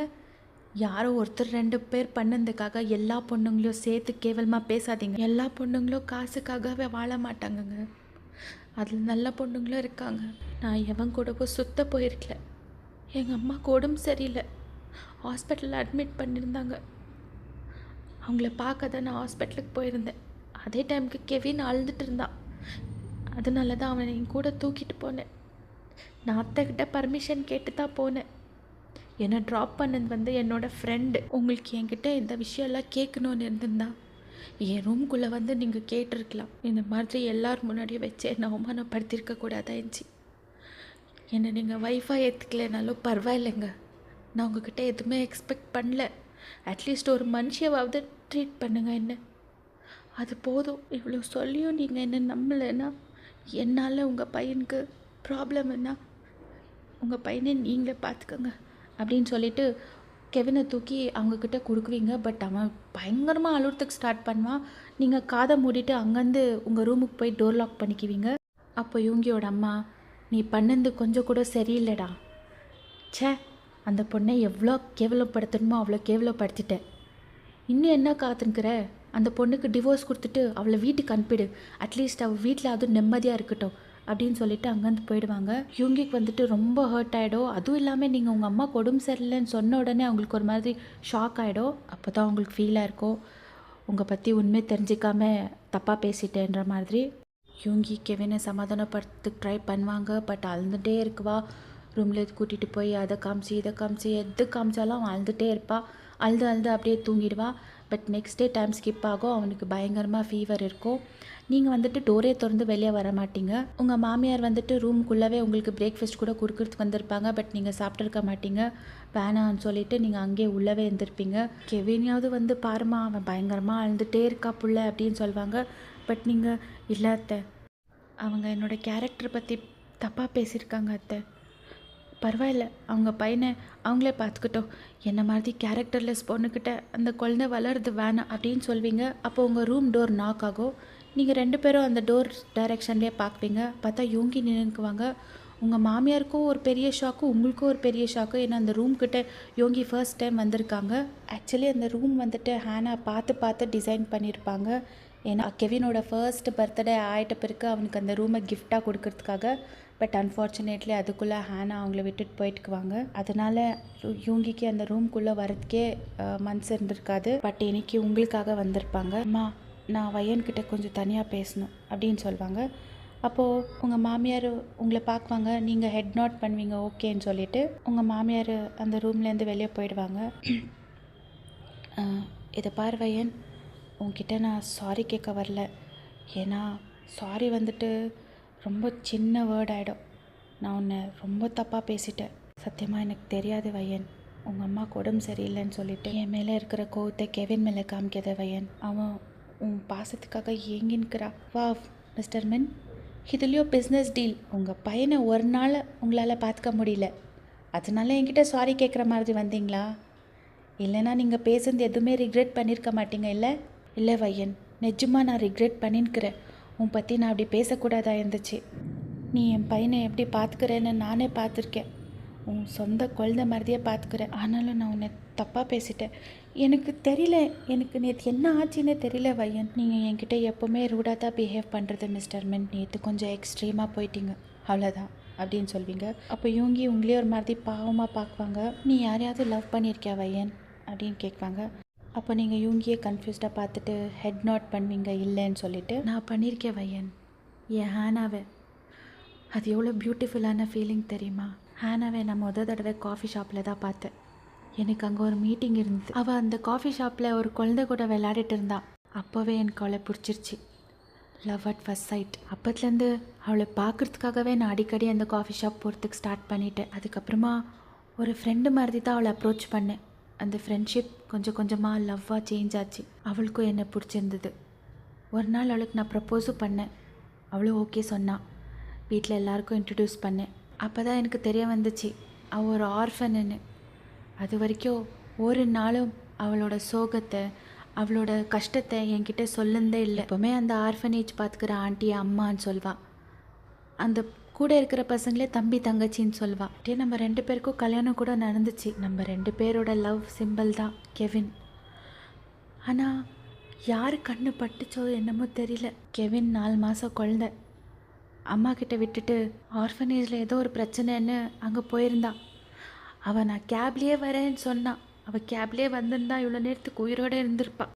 நான் தான் அடோ பண்ணி மழை வருது நான் வந்து உன்னை பிக் பண்ணிக்கிறேன்னு சொல்லிவிட்டு நானும் போனேன். ஈவினிங் மழை வந்துட்டு இருந்தது. அவள் அங்கேயே வெயிட் பண்ணுங்க நான் வந்துடுறேன்னு சொல்லிட்டு கால் பண்ணான். அவள் ரோட் க்ராஸ் பண்ணும்போது என் கண்ணு முன்னாடியே ட்ரக்கு வந்து இடிச்சு அவள் ஸ்பாட்லேயே அப்படின்னு சொல்லிட்டு பயங்கரமாக அழுறதுக்கு ஸ்டார்ட் பண்ணிடுவாங்க யூங்கி. உங்களுக்கும் ரொம்ப அழு வந்துடும் அந்த ஸ்டோரி கேட்டு. இதை பார்த்துட்டு அவங்க ஷோல்டர் மேலே கை வைக்குவீங்க. பட் அவங்க உங்களை டக்குன்னு ஹக் பண்ணிடுவாங்க. டைட்டாக ஹக் பண்ணி உங்கள் நெக்குக்குள்ளே ஸ்னகிள் பண்ணி அழுறதுக்கு ஸ்டார்ட் பண்ணிடுவாங்க. நீங்களும் அவங்க பேக்கு கேர்ஸ் பண்ணிவிட்டு அவங்களுக்கு சமாதானப்படுத்துறதுக்கு ட்ரை பண்ணியிருக்குவீங்க. பட் அழுந்துகிட்டே இருப்பாங்க. கொஞ்சம் நேரம் ஆகிட்ட பிறகு அவங்க ரியலைஸ் பண்ணுவாங்க உங்களை ஹக் பண்ணியிருக்கிறத பார்த்துட்டு. ஹக் பிரேக் பண்ணிவிட்டு சாரி சாரி வயன் அப்படின்னு சொல்லுவாங்க. நீங்களும் இட்ஸ் ஓகே அப்படின்னு சொல்வீங்க. என் லைஃப்பில் சடனாக ஒரு ஏஞ்சல் வந்தா, என் கூட சந்தோஷமாக இருந்தா, எனக்கு ஒரு ப்ரீஷியஸான கிஃப்ட்டும் கொடுத்தா. அதே மாதிரி திடீர்னு காணாத போயிட்டா. ஆனால் இங்கே இருக்கிறவங்க எல்லாருமே ஈஸியாக அவளை மறந்துட்டு அவளோட இடத்த இன்னொருத்தவங்களுக்கு கொடுன்றாங்க. நான் எப்படி வையன் அவளோட இடத்த இன்னொருத்தவங்களுக்கு கொடுக்க முடியும்? யாருமே என்னை புரிஞ்சிக்க மாட்டேன்றாங்க வையன். அட்லீஸ்ட் நீயாவது என்னை புரிஞ்சுக்கோ. நான் நேற்று பேசுனது எதுவுமே மனசார பேசல வையன். எனக்குள்ளே இருக்கிற அந்த கோவம், ஃப்ரஸ்ட்ரேஷன் தான் என்னை அப்படி பேச வைக்கிது. இனிமேல் நான் ட்ரை பண்ணுறேன் சேஞ்ச் ஆகிறதுக்கு அப்படின்னு சொல்லுவாங்க. அப்போ நீங்கள் இதை பாருங்கள், நான் உங்ககிட்ட ஒன்றே ஒன்று சொல்லலாமா அப்படின்னு கேட்குவீங்க. அப்படின்னு சொல்லுவாங்க. இதை பாருங்கள், வேறவங்க மாதிரி நான் உங்களை சேஞ்ச் ஆகுங்க, அப்படி இருங்க இப்படி இருங்கன்னாலாம் சொல்ல மாட்டேன். என்னை நீங்கள் ஒய்ஃபாக அக்செப்ட் பண்ணலைன்னாலும் எனக்கு ஒன்றும் கவலையே இல்லைங்க. ஆனால் அட்லீஸ்ட்டு உங்களுக்காக உங்கள் ஹேனை விட்டுட்டு போன அந்த ப்ரிஷியஸான ஒரு கிஃப்ட்டு கெவின், அவனுக்காகவாவது குடிக்கிறத ஸ்டாப் பண்ணிவிட்டு அவன் கூட டைம் ஸ்பெண்ட் பண்ணுங்க. ஹேனா எப்போவுமே நீங்கள் சந்தோஷமாக இருக்கணும்னு தானே நினச்சிருப்பாங்க. இப்போ நீங்கள் குடிச்சிட்டு இப்படி கஷ்டப்படுறது பார்த்தா அவங்களும் அங்கே கஷ்டப்பட்டுட்டு இருப்பாங்கங்க. நீங்கள் சொன்ன மாதிரி ஹேனா வராத இடத்துக்கு போயிட்டாங்க. நீங்கள் என்ன பண்ணாலும் அவங்க வரமாட்டாங்க. அதுக்காக இங்கே உயிரோடு இருக்கிறவங்கள எதுக்காக அங்கே கஷ்டப்படுத்துறீங்க? உங்கள் அம்மா வயசானவங்க. என் பிள்ளை என்கிட்ட முகம் கொடுத்து பேச மாட்டானான்னு ஏங்கின்னுக்குறாங்க. அவங்க கடைசி காலத்தில் ஏங்க அவங்கள எவ்வளோ கஷ்டப்படுத்துறீங்க? நாளைக்கு ஏதோ ஒன்று நடந்துருச்சு, அப்போ உக்காந்து நீங்கள் கில்ட்டாக ஃபீல் பண்ணுறத விட இப்போவே அதை திருத்தி அவங்க கூட சந்தோஷமாக இருங்க அப்படின்னு சொல்வீங்க. அப்போ இவங்க உங்களையே பார்த்துட்டு, தேங்க்யூ வயன், என்னை கன்சோல் பண்ணதுக்கு.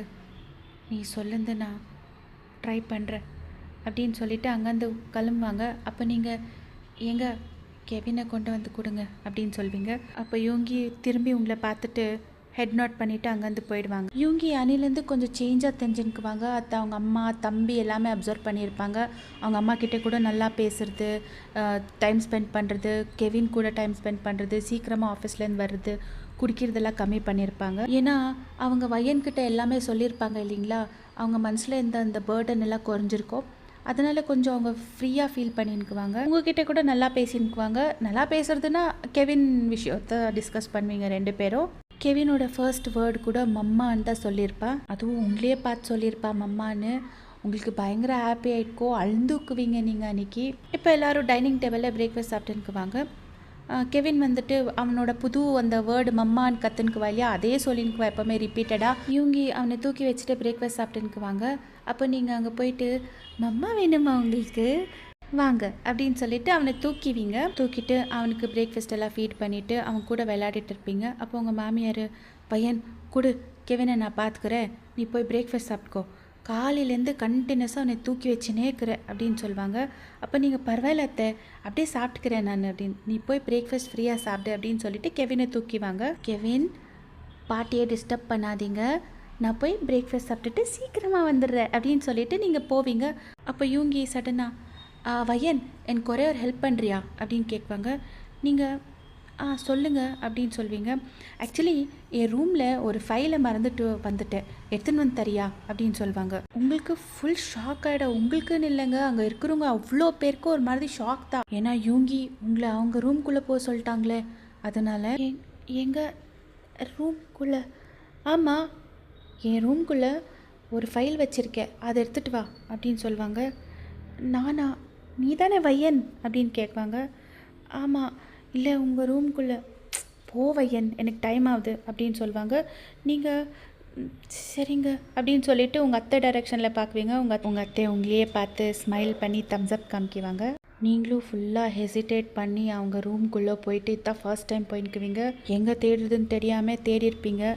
கடைசிக்கும் ஃபைல் கிடச்சிருக்கோம். ஃபைலை எடுத்து பின்னால் திரும்பிங்க. பார்த்தா அங்கே வால் மேலே ஒரு பெரிய ஃபோட்டோ, யூங்கி அப்புறமா ஹேனாவோட வெட்டிங் ஃபோட்டோ. உங்களுக்கு அதை பார்த்து ஜெலஸாக ஃபீல் ஆகாது. நீங்கள் அந்த ஃபோட்டோ கிட்ட போயிட்டு அந்த ஃபோட்டோவே அட்மையர் பண்ணியிருக்குவீங்க. இவங்க உங்களுக்காக கீழே வெயிட் பண்ணியிருப்பாங்க. நீங்கள் ரொம்ப நேரம் ஆனாலும் கீழே வரலன்னு சொல்லிட்டு அவங்க மேலே வந்திருப்பாங்க ரூம் கிட்ட. பட் நீங்கள் அந்த ஃபோட்டோவை பார்த்து அட்மையர் பண்ணுறத பார்த்து அவங்க டோர்கிட்டே நின்றுடுவாங்க. நீங்கள் அந்த ஃபோட்டோவையே பார்த்துட்டு, நீங்கள் தான் ஹேனாவா? நீங்கள் ரொம்ப அழகாக இருக்கீங்க, அதுலேயும் இந்த ஒயிட் கவுனில் இந்த இங்கிலீஷ் மூவிலெலாம் வராங்களே ஹீரோயின், அந்த மாதிரி இருக்கீங்க.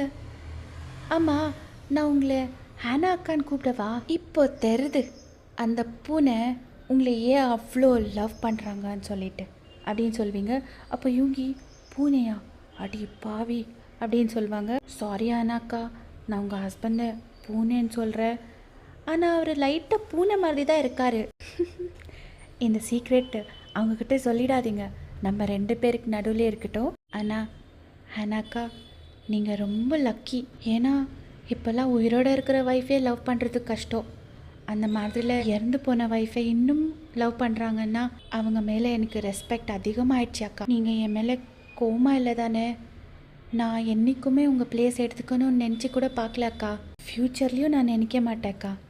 ஏன்னா நீங்கள் எப்போ இருந்தாலும் அவங்களுக்கு ஸ்பெஷல். அப்புறமா இன்னொரு விஷயம் சொல்கிறேன், நீங்கள் கெவின் பற்றி எந்த கவலையும் படாதீங்க.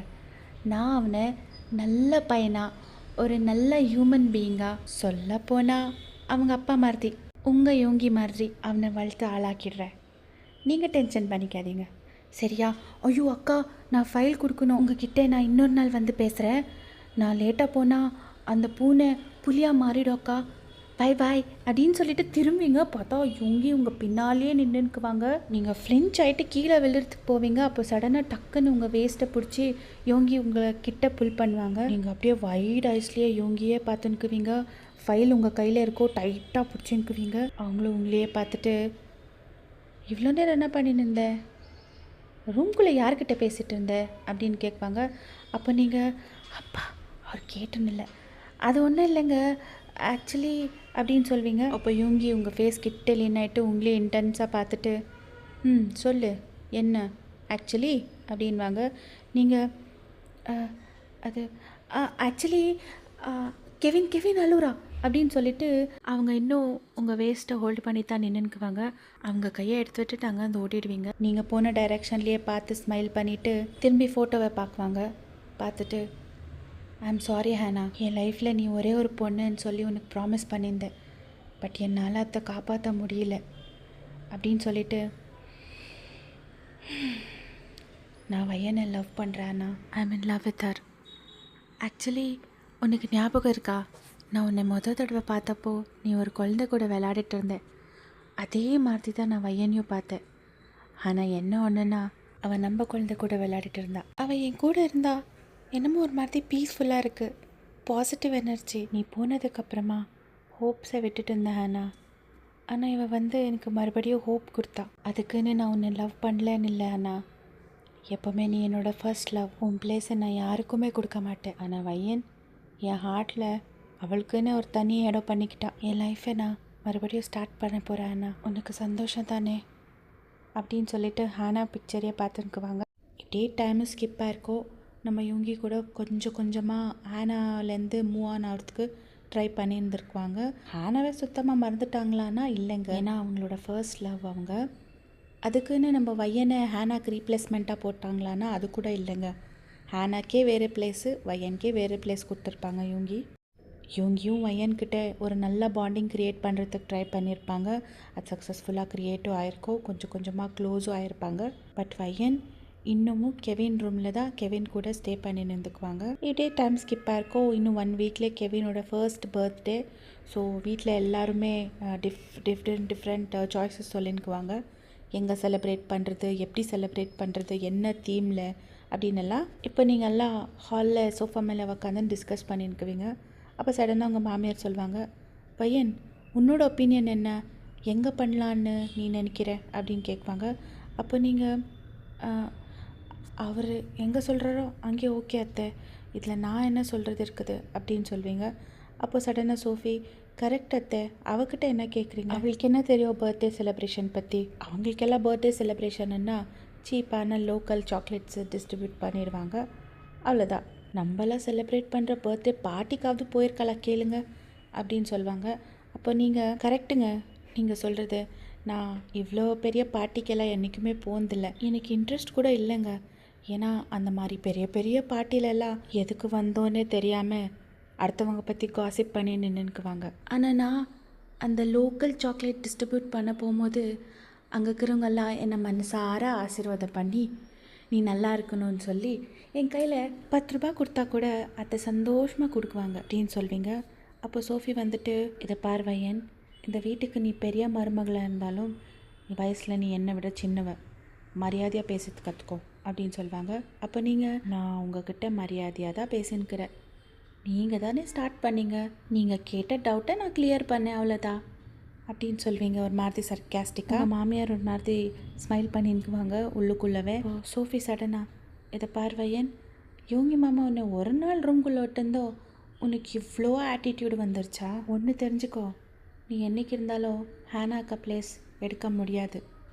அப்புறமா கெவின் கூட ஒன்றும் உன் சொந்த பையன் கிடையாது. நீ ஒப்பீனியன் சொன்னால் கூட யோகி மாமா ஒன்றும் கேட்க போகிறதில்ல. ஸோ உன் வாயை மூடிட்டு சைலண்ட்டாக உன் வேலை என்ன இருக்குது அதை பார்த்துட்டு போயிட்டே இரு அப்படின்னு சொல்லுவாங்க. அப்போ சடனாக சோஃபி அப்படின்ற ஒரு வாய்ஸ் கேட்கும். யாருன்னு பார்த்தா யோங்கி. அவர் அப்போ தான் ஜஸ்ட் ஆஃபீஸ்லேருந்து வந்திருப்பாங்க. பட் ஃபுல் கான்வர்சேஷன் கேட்டு நின்றுக்குவாங்க. கூட அவங்க தம்பியும் இருப்பாங்க. அவங்க தம்பி வந்துட்டு சோஃபியை முறைச்சி பார்த்துக்குவாங்க. அவங்களுக்கு ஃபுல் ஷிவர் ஆகிடும். யோங்கி அங்கேருந்து ஸ்ட்ரெயிட்டாக நடந்துட்டு வந்துட்டு உங்கள் பக்கத்தில் நிற்குவாங்க. உங்கள் கண்ணில் டியர்ஸ் ஃபார்ம் ஆகிருக்கோ. ஸோ நீங்கள் சடனாக ஹெட் டவுன் பண்ணிடுவீங்க. சோஃபி, நீ என்ன பேசுகிறன்னு உனக்கு தெரிஞ்சுதான் பேசுகிறியா அப்படின்னு கேட்குவாங்க. அப்போது அது வந்து மாமா அப்படின்னு சொல்லுவாங்க. அப்போ யோங்கி ஸ்டாப் பண்ண சொல்லி அவங்க கை காமிக்குவாங்க. இதை பாரு, இதுதான் ஃபர்ஸ்ட் அண்ட் லாஸ்ட்டாக இருக்கணும். இன்னொரு தடவை என் ஒய்ஃப்கிட்ட இந்த மாதிரிலாம் பிஹேவ் பண்ணால் you have to face the consequences அப்படின்னு சொல்லுவாங்க. அங்கே இருக்கிற எல்லாருக்குமே ஒரு மாதிரி ஷாக்கு ப்ளஸ் ஒரு மாதிரி ஹாப்பி ஆகிடும். உங்கள் மாமியாருக்கு, அவங்களோட தம்பிக்கு. உங்களுக்கு என்ன ரியாக்ட் பண்ணுறதுன்னே தெரியாமல் நீங்கள் யோங்கியே பார்த்துக்குவீங்க. ஏன்னா ஃபர்ஸ்ட் டைம் அவங்க உங்களை ஒய்ஃப்னு சொல்லியிருப்பாங்க. அப்புறமா என்ன சொன்னேன், கெவின் அவளோட பிள்ளை இல்லையா? காலையிலேருந்து நைட்டு வரைக்கும் அவனை தூக்கிட்டே இருக்கா. அவனுக்கு ஒன்று பார்த்து பார்த்து செய்கிறா. ஒரு குழந்தைய பெற்றா மட்டும் அம்மா ஆக முடியாது. அந்த குழந்தைய பாசமாக பார்த்துக்கிறதுல இருக்குது. புரியுதா? கெவினோட ஃபர்ஸ்ட் பர்த்டே ஃபுல்லாக வையந்தான் பார்த்துக்க போகிறா. அவள் எங்கே சொல்கிறாளோ எப்படி சொல்கிறாளோ அப்படி தான் நடக்க போகுது அப்படின்னு சொல்லுவாங்க. நீங்கள் ஃபுல்லாக யோங்கியே பார்த்துன்னுக்கிறீங்க. உங்கள் கண்ணிலேருந்து டியர்ஸ் ஃப்ளோ ஆகிட்டே இருக்குது. ஒரு மாதிரி ஷாக் ப்ளஸ் ஹாப்பியாக இருக்குது உங்களுக்கு. ஏன்னா உங்களுக்காக அவங்க ஸ்டாண்ட் எடுத்திருக்காங்கன்னு சொல்லிட்டு. அப்புறமா இன்னொரு விஷயம் சோஃபி, ஹேனவையோ வையனையோ கம்பேர் பண்ணாத. ஹேனவே வேறு, வையனே வேறு. இதுதான் கடைசியாக இருக்கணும் அப்படின்னு சொல்லிட்டு உங்கள் பக்கம் திரும்பிட்டு உங்கள் தலைமையில் கையை வச்சுட்டு, இதை பார் வையன், கெவின் உன் பையன். அவனுக்கு நீ எங்கே பர்த்டே செலிப்ரேட் பண்ண சொல்கிறியோ அங்கேயே செலிப்ரேட் பண்ணலாம் அப்படின்னு சொல்லிவிட்டு உங்கள் ஹெட் மேலே டேப் பண்ணிவிட்டு அங்கேருந்து கிளம்புவாங்க. திரும்ப உங்கள் பக்கம் திரும்பி பார்த்துட்டு, வையன் உன் திங்ஸ் எல்லாம் எடுத்துகிட்டு மேலே ரூமுக்கு வா அப்படின்னு சொல்லுவாங்க. உங்களுக்கு ஹார்ட் அட்டாக்கே ஆகிடும். உங்கள் மாமியார் வந்துட்டு ஃபுல் ஸ்மைலோட உங்கள் 2 பேரையும் பார்த்துக்குவாங்க. ஏன்னா அவங்களுக்கு பயங்கர ஹாப்பி. அவங்க அப்படி சொல்லிட்டு போயிட்டுக்குவாங்க அவங்க ரூமுக்கு. பட் நீங்கள் மட்டும் யூங்கி போன டைரெக்ஷனையே பார்த்துக்குவீங்க. அப்போ உங்கள் மாமியார் வந்துட்டு உங்கள் ஷோல்டர் மேலே கை வச்சுட்டு, அப்போ தான் நீங்கள் உங்கள் சென்ஸ்க்கே வருவீங்க. அத்தை அப்படின்வீங்க. என்ன யோசிச்சுன்னுக்கிற, அவன் தான் உன் திங்ஸ் எல்லாம் எடுத்துகிட்டு அவன் ரூமுக்கு போக சொன்னான்ல, வா உனக்கு நான் ஹெல்ப் பண்ணுறேன் அப்படின்னு சொல்லிவிட்டு உங்களை கையை பிடிச்சி கெவின் ரூமுக்கு கூட்டிகிட்டு போவாங்க. உங்களுக்கு ஃபுல் நர்வஸாக இருக்கும். நீங்கள் உங்கள் திங்ஸ் எல்லாம் பேக் பண்ணிவிட்டு கெவினை தூக்குவீங்க. அப்போ உங்கள் மாமியார், கெவின் இன்றைக்கி என் கூட இருக்கட்டும், நீ போ அப்படின்வாங்க. நீங்கள், அத்தை இல்லை, அவன் நான் இல்லாமல் தூங்க மாட்டா, நீங்கள் கொடுங்க, அவனை நான் தூக்கிட்டு போகிறேன் அப்படின்னு சொல்வீங்க. அப்போ உங்கள் மாமியார், இதை பார் வையன், இன்றைக்கி தான் தடவை நீ அவன் ரூம்குள்ளே போய் ஸ்டே பண்ண போகிற. நீங்கள் 2 பேரும் கொஞ்சம் டைம் ஸ்பெண்ட் பண்ணுங்கள் அப்படின்னு சொல்லுவாங்க. நீங்கள், அத்தை நீங்கள் என்ன சொல்கிறீங்க, எனக்கு ஃபஸ்ட் டே ரொம்ப நர்வஸாக இருக்குது அப்படின்னு சொல்வீங்க. அப்போ உங்கள் மாமியார் உங்களை பார்த்து ஸ்மைல் பண்ணிவிட்டு, நீ போ, அவன் வெயிட் பண்ணிக்குவா, நான் உன் திங்ஸ் எல்லாம் மேட்ஸ்கிட்ட கொடுத்து அனுப்புகிறேன் அப்படின்னு சொல்லிவிட்டு அவங்க அங்கேருந்து போயிடுவாங்க. நீங்கள் ஃபுல்லாக பயந்துன்னு போவீங்க. நீங்கள் இங்கே ரூம்கிட்ட போயிட்டு டோர்கிட்டே நின்றுக்கிறீங்க. உள்ளே போகிறதுக்கு ரொம்ப பயம் உங்களுக்கு. என்னங்க நான் உள்ளே வரலாமா அப்படின்னு கேட்குவீங்க. வா வையன் உள்ளே வா அப்படின்னு சொல்லுவாங்க. நீங்கள் ஹெசிடேட் பண்ணியே உள்ளே போவீங்க. நீ இந்த ரூம்குள்ளே வரதுக்கு எதுக்காக பெர்மிஷன் எல்லாம் கேட்குற வையன்? இதுவும் ரூம் கூட அப்படின்னு சொல்லுவாங்க. நீங்கள் டக்குன்னு யோங்கியை பார்க்குவீங்க. ஏன்னா இவ்வளோ நேரம் நீங்கள் ஃப்ளோரை பார்த்துன்னு தான் நின்றுக்குவீங்க. பார்த்தா யோங்கி உங்கள் கிட்ட நின்றுக்குவாங்க. அது நான் கெவினை தூக்கின்னு வந்துடுவா, அவன் நான் இல்லைன்னா தூங்க மாட்டா அப்படின்னு சொல்வீங்க. அப்போ யோங்கி ஸ்மைல் பண்ணிவிட்டு, இன்றைக்கி ஒரு நாள் அவன் அம்மா கூட இருக்கட்டும், இன்றைக்கி ஒரு நாள் நீ கொஞ்சம் நிம்மதியாக தூங்கி ரெஸ்ட் எடு அப்படின்னு சொல்லுவாங்க. அப்போ நீங்கள் அது இல்லைங்க, அவள் தூங்க மாட்டா நான் இல்லைன்னா அப்படின்னு சொல்வீங்க. அப்போ யோங்கி உங்கள் கையை பிடிச்சி கூட்டிகிட்டு போய் உள்ளே பெட் மேலே உட்கார வச்சுட்டு, இதை பார்வையன், நர்வஸ் ஆகாது, நான் உன்னை ஒன்றும் பண்ண மாட்டேன், நான் உன்னை ஒய்ஃபை அக்செப்ட் பண்ணிவிட்டேன், நீ என்ன ஹஸ்பண்டை அக்செப்ட் பண்ணிட்டேன், அது போதும், நம்ம இப்போதைக்கு ஃபிசிக்கல் ரிலேஷன்ஷிப் பற்றியெல்லாம் யோசிக்கிறது வேணாம், நீ தைரியமாக இரு அப்படின்னு சொல்லுவாங்க. அப்போ நீங்கள் அப்படி இல்லைங்க, எனக்கு அந்த மாதிரிலாம் ஒரு பயம் இல்லை, உங்கள் மேலே எனக்கு நம்பிக்கை இருக்குது, கெவின் இல்லைன்னா எனக்கும் கூட தூக்கம் வர்றதில்ல அப்படின்னு நீங்கள் சொல்வீங்க. அப்போ யோங்கி, இவ்வளோ நாள் உன் பையன் கூட தூங்கினல, இன்றைக்கி ஒரு நாள் உன் ஹஸ்பண்ட் கூட டைம் ஸ்பெண்ட் பண்ணுறதுக்கு உனக்கு கஷ்டமா, நாளையிலேருந்து எப்படியோ மறுபடியும் உன் பையன் வந்துடுவா நடுவில் அப்படின்வாங்க. நீங்கள் அவங்கள பார்த்து ஸ்மைல் பண்ணுவீங்க. கொஞ்சம் நேரம் டைம் ஸ்பெண்ட் பண்ணிவிட்டு அப்படியே தூங்கியிருப்பீங்க. பட் அப்போ கூட உங்கள் 2 பேருக்கு நடுவில் ஒரு டிஸ்டன்ஸ் இருந்திருக்கும். ஏன்னா யோங்கி ஏற்கனவே சொன்ன மாதிரி சடனாக எல்லாத்தையுமே அக்செப்ட் பண்ணிக்க முடியாது. அதனால தான் இப்படியே டைமும் ஸ்கிப்பாக இருக்கோ. நீங்கள் 2 பேரும் ரொம்ப க்ளோஸாக இருப்பீங்க. கெவின், நீங்கள், யோங்கி 3 பேரும் ரொம்ப ஹாப்பியாக இருப்பீங்க. இன்றைக்கி ஃபைனலாக கெவினோட ஃபர்ஸ்ட் பர்த்டே. யோங்கி சொன்ன மாதிரி நீங்கள் தான் எல்லாத்தையுமே அரேஞ்ச் பண்ணியிருப்பீங்க. பட் எங்கன்னு யாருக்குமே தெரியாது. யாராவது கேட்டால் சர்ப்ரைஸ்ன்னு சொல்லியிருந்துருப்பீங்க. கெவினை ஏற்கனவே ரெடி பண்ணிவிட்டு உங்கள் மாமியார்கிட்ட விட்டுட்டு இப்போ நீங்கள் ரெடியாக இருக்குவீங்க. உங்கள் ரூமில் மரூன் கலர் சாரீ தான் போட்டிருப்பீங்க. நீங்கள் 3 பேரும் மரூன் கலர் தான். கெவின், நீங்கள், யோங்கி குளிச்சுட்டு வெளியே வருவாங்க. பட் உங்களை பார்த்த உடனே அவங்க ஃபுல் ஸ்டன்னாக நின்றுடுவாங்க. நீங்கள் மிரர்லேருந்து யோங்கியை பார்க்குவீங்க. என்னங்க அப்படி பார்க்குறீங்க, இந்த சாரியில் நான் நல்லா தெரியலையா அப்படின்னு கேட்குவீங்க. அப்போ யோங்கி உங்ககிட்டயே நடந்துன்னு வருவாங்க. உங்களுக்கு ஃபுல் நர்வஸ் ஆகிடும். ஏன்னா உங்களுக்கு பின்னாடி போகிறதுக்கு இடம் இல்லை. இந்த சாரியில் நீ ரொம்ப அழகாக இருக்க அப்படின்னு சொல்லுவாங்க. அப்போ நீங்கள் ஃபுல்லாக ப்ளஷ் ஆகிடுவீங்க. தேங்க்ஸுங்க அப்படின்னு சொல்வீங்க. அப்போ யோங்கி உங்கள் ஃபேஸ் மேலே இருந்த ஒரு ஹேர் ஸ்டாண்டை எடுத்து உங்கள் இயர்ஸுக்கு பின்னாடி டக் பண்ணி விடுவாங்க. அவங்களோட அந்த ஸ்லைட் டச்சால் நீங்கள் ப்ரீத் பண்ணுறதே ஸ்டாப் பண்ணிடுவீங்க. அப்படின்னு யோங்கி மறுபடியும் உங்கள் ஃபேஸ் கிட்ட வந்துட்டு ஸ்மைல் பண்ணிவிட்டு, ப்ரீத் பண்ணுங்கள் மிஸ்ஸஸ் மின்யோங்கி அப்படின்னு சொல்லிவிட்டு, நான் ரெடி ஆகிட்டு வரேன் அப்படின்னு சொல்லிவிட்டு அங்கேருந்து கிளம்பிடுவாங்க. நீங்கள் அவங்க போயிட்ட பின்ட்டு, அப்பா எனக்கு ஒரு நிமிஷம் ஹார்ட் பீட்டே ஸ்டாப் ஆகிடுச்சு, அவ்வளோ கிட்டியாக வருவார் அப்படின்னு சொல்லிவிட்டு அந்த ஃபோட்டோவை பார்க்குவீங்க. மறுபடியும் அங்கே வந்துட்டு ஹானா யோங்கியோட ஃபோட்டோ அப்படியே இருக்கும். ஏன்னா நீங்கள் தான் சொல்லியிருப்பீங்க அதை எடுக்காதீங்கன்னு சொல்லிவிட்டு. அவங்க பிளேஸ் அங்கேயே, நீங்கள் உங்களோட வெட்டிங் பிக்சரும் வேறு சைடில் இருக்கும். அதனாலேயே யோங்கிக்கு உங்கள் மேலே இன்னும் லவ் அதிகமாகிட்டுக்கோ. இப்போ நீங்கள் அந்த பார்ட்டியோட டெஸ்டினேஷனுக்கு ரீச் ஆவீங்க. எல்லாருக்குமே பெரிய ஷாக்கு. ஏன்னா ஹானோட ஃபேவரட் பிளேஸ், அவங்க வளர்ந்த ஆர்ஃபனேஜில் தான் நீங்கள் பர்த்டே பார்ட்டி அரேஞ்ச் பண்ணியிருப்பீங்க. யோங்கி கண்ணில் ஃபுல் டியர்ஸு. அவங்க உங்களே பார்க்குவாங்க. அப்போ நீங்கள் அவங்கள பார்த்து ஸ்மைல் பண்ணிவிட்டு, என் பையன் பர்த்டே அன்னைக்கு அவனோட 2 அம்மாங்களோட பிளெஸ்ஸிங்ஸும் அவன் மேலே இருக்கணும். இந்த இடம் ஹானாக்கோட ஃபேவரெட் அப்படின்னு நீங்கள் சொல்லியிருந்தீங்க இல்லை, ஸோ கண்டிப்பாக அவங்களோட ப்ரெசன்ஸ் இங்கே இருக்கோ, அதனால தான் நான் இங்கே அரேஞ்ச் பண்ணேன், உங்களுக்கு ஓகே தானே அப்படின்னு கேட்குவீங்க. அப்போ யோங்கி உங்களையே பார்த்துட்டு, எனக்கு டபுள் ஓகே, நான் கூட இதை யோசித்து பார்க்கல, தேங்க்யூ வையன் அப்படின்னு சொல்லுவாங்க. அப்போ நீங்கள் சரி எனக்கு அப்புறமா தேங்க்ஸ் சொல்லுங்கள், இப்போ வாங்க ஃபஸ்ட்டு கெவின் கேக் எல்லாம் கட் பண்ணி வச்சிடலாம் அப்படின்னு சொல்லிவிட்டு நீங்கள் உள்ளே போவீங்க. பர்த்டே பார்ட்டி கூட நல்லபடியாக முடியும். நீங்களும் அந்த ஆர்ஃபனேஜில் இருக்கிற பசங்க கூட எல்லாம் நல்லா டைம் ஸ்பெண்ட் பண்ணுவீங்க. கெவின் கூட சேர்ந்துட்டு யோங்கி கூட உங்களையே பார்த்து அட்மையர் பண்ணிக்குவாங்க. அப்போ அந்த ஹாஸ்டலோட இன்சார்ஜ், அதான் ஹானா அம்மான்னு கூப்பிடுவாங்க இல்லைங்களா, அவங்க வந்துட்டு யோங்கி ஷோல்டர் மேலே கை வச்சுட்டு, அப்படியே என் ஹானாவை பார்த்த மாதிரி இருக்குது, நீ அந்த பொண்ணை கல்யாணம் பண்ணிக்கிட்டு ரொம்ப நல்லா வேலை செஞ்ச, அவளை மோஸ்ட்லி ஹானா தான் அனுப்பியிருப்பா, ஏன்னா நீ வேறு பொண்ணை தானே கல்யாணம் பண்ணியிருந்த, பட் லாஸ்ட் மூமெண்ட்டில் எப்படி சேஞ்ச் ஆச்சு பார்த்தியா, அவளை நல்லா பார்த்துக்கோ யோங்கி, அவள் ரொம்ப ப்ரீஷியஸ் அப்படின்னு சொல்லுவாங்க. யோங்கியும் ஸ்மைல் பண்ணிவிட்டு ஹெட் நாட் பண்ணுவாங்க. இதே டைம் ஸ்கிப் ஆகும். நீங்களும் எல்லாருமே வீட்டுக்கு கிளம்பிட்டுக்குவீங்க.